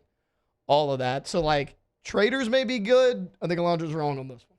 No, Traders is so good. And wait, Daniel, he brings up a good point. I forgot about this. There has been times where, like, they knock out, like, a trader or two. And sometimes the traders can pick to make somebody in the castle a traitor, or they'll bring in other people. Like they'll bring in like a surprise person. I think they did that with, I think her name's Kate from Below Deck. Victoria loves Below Deck. I've never watched it. I never really got into it She either. loves it. Okay, so you Traders is awesome. you mentioned a secret trader. Yeah. Do the other traders know No. who? Okay, so they don't even know. They don't even know. Because who you were the saying like secret all the trader traders is. know each other, Yeah. but they don't even know didn't that one. But this is the first season they did the secret trader. Okay. But the 3 traders didn't know who it was. either. Season 3, season 4? What This is is it? season 4. Season 4? Yeah. Okay. I mean, maybe. See, this one is really good. Season 1 is still the best to me, but like this one is, depending on how it goes the rest of the way, this is like pretty good too. We watched something. Victoria made me watch something last year. It's not that, but it's on Netflix, and it's like you're intentionally catfishing the other members of this apartment complex. That's Like, wild. everybody knows now. You can be yourself. Yeah. Like all of you talk online, and the Okay. goal at the end is like everybody has to vote. Like if you're either I don't voted, like this. you're either voted out, or at the end they're like that Nah. person deserved it. Like so, Nah. so each person votes on who wins the money. It wasn't great, but like Yeah. it's similar. So like some people choose to be their actual selves, and like Yeah. other people are like, no, that's not you. Right. And then some people are like, obviously not them, and then people think it is. Like Oh, it's just it's based on your answers and stuff. But so I mean, it's similar. I'm not a huge fan of that, but I'll give this a shot. Victoria's been wanting to watch it, like even before you brought it up to me. I need y'all to. She was like, "Hey, there's a show called The Traders. I mean, apparently it's the best show ever. So I mean, we gotta It's so good. I've been trying to get people to watch it for like a year and a half. check it out. But It's so good. no, we'll give it a shot maybe. If either of you actually watched The Pit. No. Okay, well I'm not watching this. So y'all watch The Pit. Sorry, guys. That's how it works. I'm already watching the show. What are you watching? Well, the new season of Bridgerton came out last night. I'm I so watched over that. Bridgerton. But it was only the first 4 episodes. Like I watched all 4 episodes last night. Right. But like I have to wait until the end of February for the second half of the season to come out. But I love Bridgerton. So we used those are the shows that I like. at our wedding, the like bridesmaids walked down the aisle to the Girls Like You string quartet, the Maroon Yes, 5, The music is so because it good. was on Bridgerton. The Like that, music we is did so that at our good. wedding. Shortly after we got married, Victoria invited her sister over. Yeah. She's like, "Yeah, I'm cooking this big breakfast, whatever." Never really told me why. Her sister's there, and like, I'm like, "Oh, okay, what's up?" She's like, "Oh, we came to watch the season premiere of Bridgerton."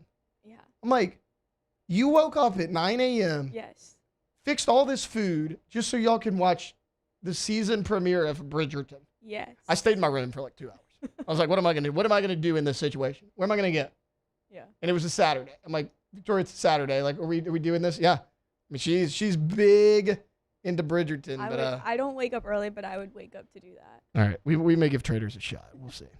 All right, guys. We'll take a quick time out. When we come back, look, we actually have a full last segment. This is very unlike Jacob Hester and Matt Flynn. Explains why they're not here. But get your Ask the Bench questions in the chat. We're closing it out with Ask the Bench next here on Off the Bench. Off the Bench.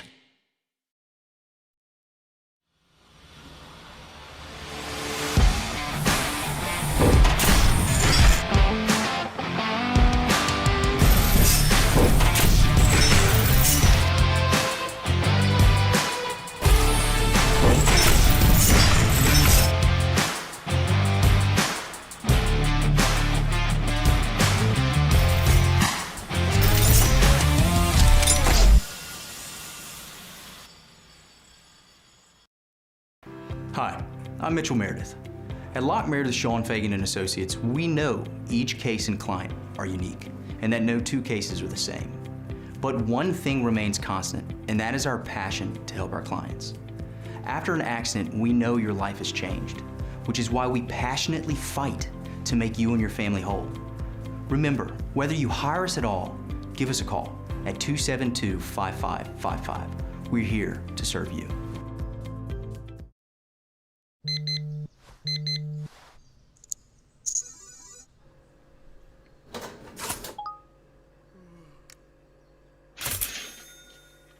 Sometimes you ignore the signs, even when they're right in front of you.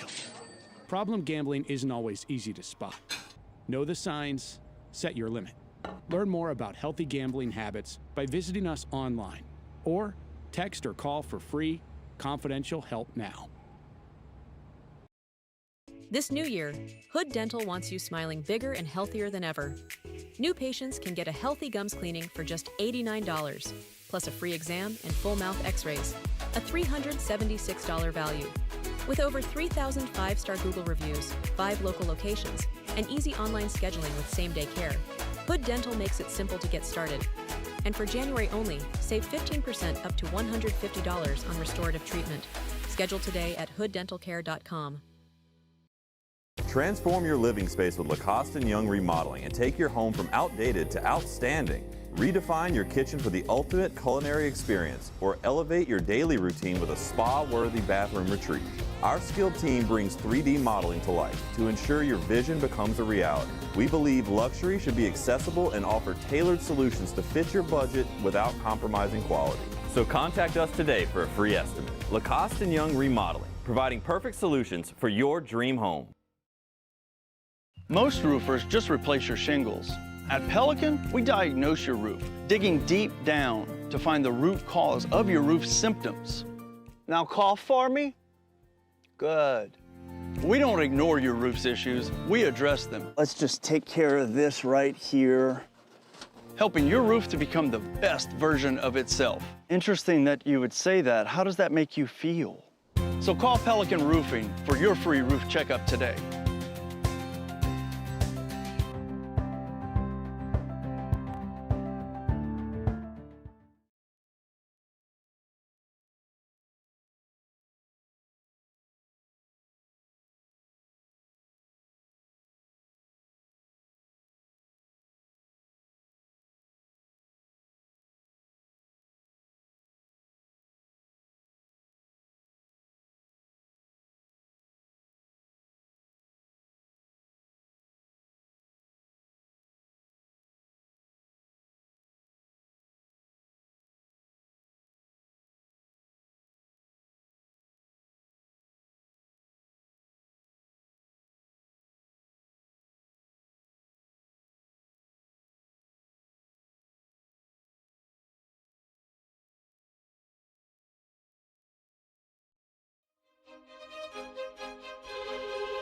From the locker room to the airwaves, it's Off the Bench with Jacob Hester and Matt Flynn.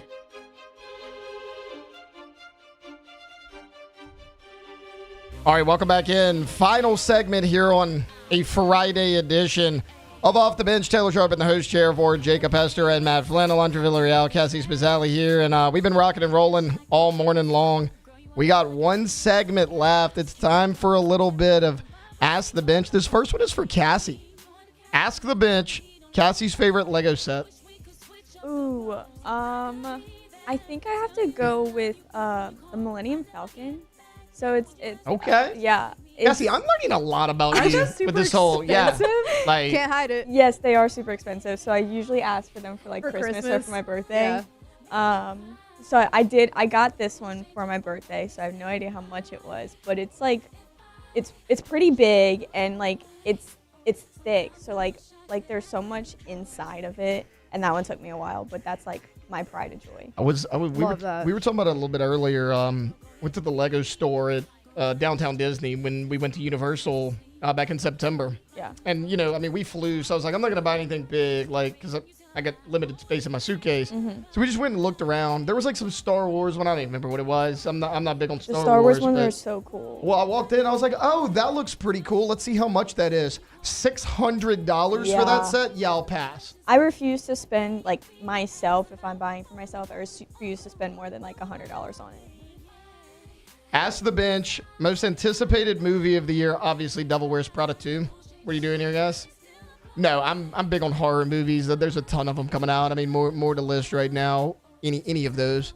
Everybody always says don't trust January and February horror movies because they were left over from the year before. I've seen some bangers in January and February. Like Friday the 13th came out in February back when I was in like 7th or 8th grade. Like that one's better than the originals. I don't care what anyone says. That Friday the 13th is much better. Original Friday the 13th, not very good. Like it's nostalgic, but like Jason's not even in it. Like no, not that great of a movie. So we're gonna skip on that one. Ask the Bench with the We didn't even answer. The Odyssey is coming out this year. That's coming out this year? Yeah, I mean, I like any Christopher Nolan movie, so I'm anticipating it, but also I'm not at the same time because like from the trailers, it just feels like maybe Christopher Nolan might have his first miss of his career. Yeah. But also somebody said that Travis Scott is in it too, and I'm like, why is Travis Scott in the Odyssey? There's no reason for that. So that kind of like is turning me off from it, but I still am looking forward to watch it. Cassie, is there a Chick-fil-A movie coming out? No, but I am looking forward to Avengers Doomsday. Oh, yeah. That's coming in November. Yes. So, I mean, big Marvel girl, big Star Wars girl. Avengers Lego set? I would love an Avengers Lego set. That would Do they be even awesome. make those?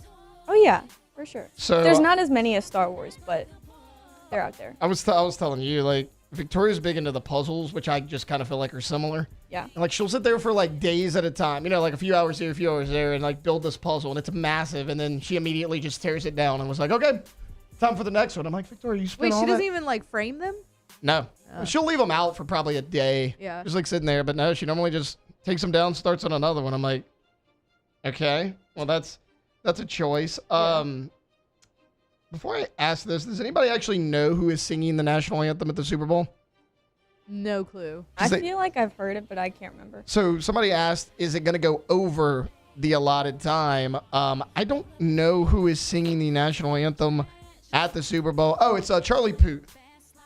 Charlie Puth. That's going to be good. Charlie Puth can hit the notes. He's so talented. So I'm going to say over. I don't know what the over-under is. Normally it's about 2.5 minutes, 2:20, somewhere in there. I don't think he'd go over. You don't- Like, he's really good, but I don't think he like overly holds out notes too long. Because I think a couple of years ago, Stapleton did it. Yeah. And everybody was like, oh, that's a guarantee that it went over. And I don't think it did. Yeah. I think it actually went under. That was like the biggest surprise. All right. You've convinced me. I'll flip it. I'll go under. Yeah. Charlie Puth going to be quick, fast, and in a hurry with the national anthem. Ask the Bench. Are y'all trashing fullback 1 and QB 1? Yeah. Yes and no, because I feel like Well, we're just... I told them yesterday, I said, no, if I'm going to be there, y'all better be Right. there. Like, I was visibly irritated when they said they were going to not come in. But also, like, if we're just stating what actually happened, like, we're just giving you the facts. Like, are we actually... That's true. Are we trashing them, or did they do it to themselves? Because, like, we haven't made anything up. We haven't sat here and, like, exaggerated this whole thing. They were all in Mobile. They all got back roughly around the same time. Flynn was actually earlier. Yeah. And Alondra showed up and they didn't. I mean, am I missing anything here? No, those are facts. Those are objective facts exactly that what happen. The difference is I don't have like kids. That's so true. I can't That's true. I can't be like, oh, I need to see my kids, which I get. I really understand that. They were gone forever, especially Right. Jake, but like I don't have like a I don't want to say excuse, but I don't have an excuse. No. Well, they did, and they used it. All right, guys, that'll pretty much do it here for Ask the Bench. We only have about a minute left in the show. I want to thank Jason Lejeune from Gridiron Football hopping on. Ross Jackson. Look, Ross had a ton of articles coming out all week long, and when I mean articles, I mean like articles.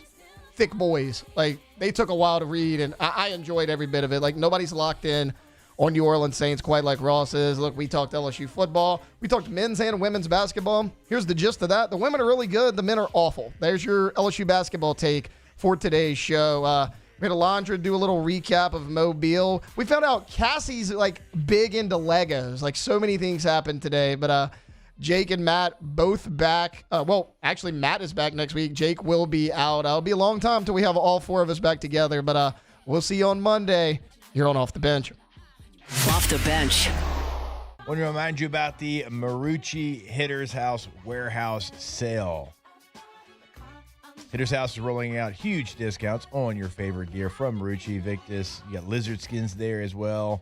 The Baton Rouge sale runs November the 28th through December the 14th right there at the Marucci headquarters, McCann Drive. Monday through Friday, 11 to 6, Saturday, 10 to 5, Sunday, 11 to 4. The New Orleans sale is December 5th and 6th, and that's going to be Friday from 3 to 8, Saturday from 10 to 4. Don't forget, you got some gift card bonuses as well. Spend $500, get $100. Spend $250, get $50. Swing into savings at the Hitter's House Warehouse Sale. It is the best time of the year to gear up. South Louisiana, it's turnaround season, and River Parish Contractors is calling in the best of the best. We're hiring pipe fitters, iron workers, boiler makers, combo and structural welders, rig welders, carpenters, crane operators, dirt operators, and more.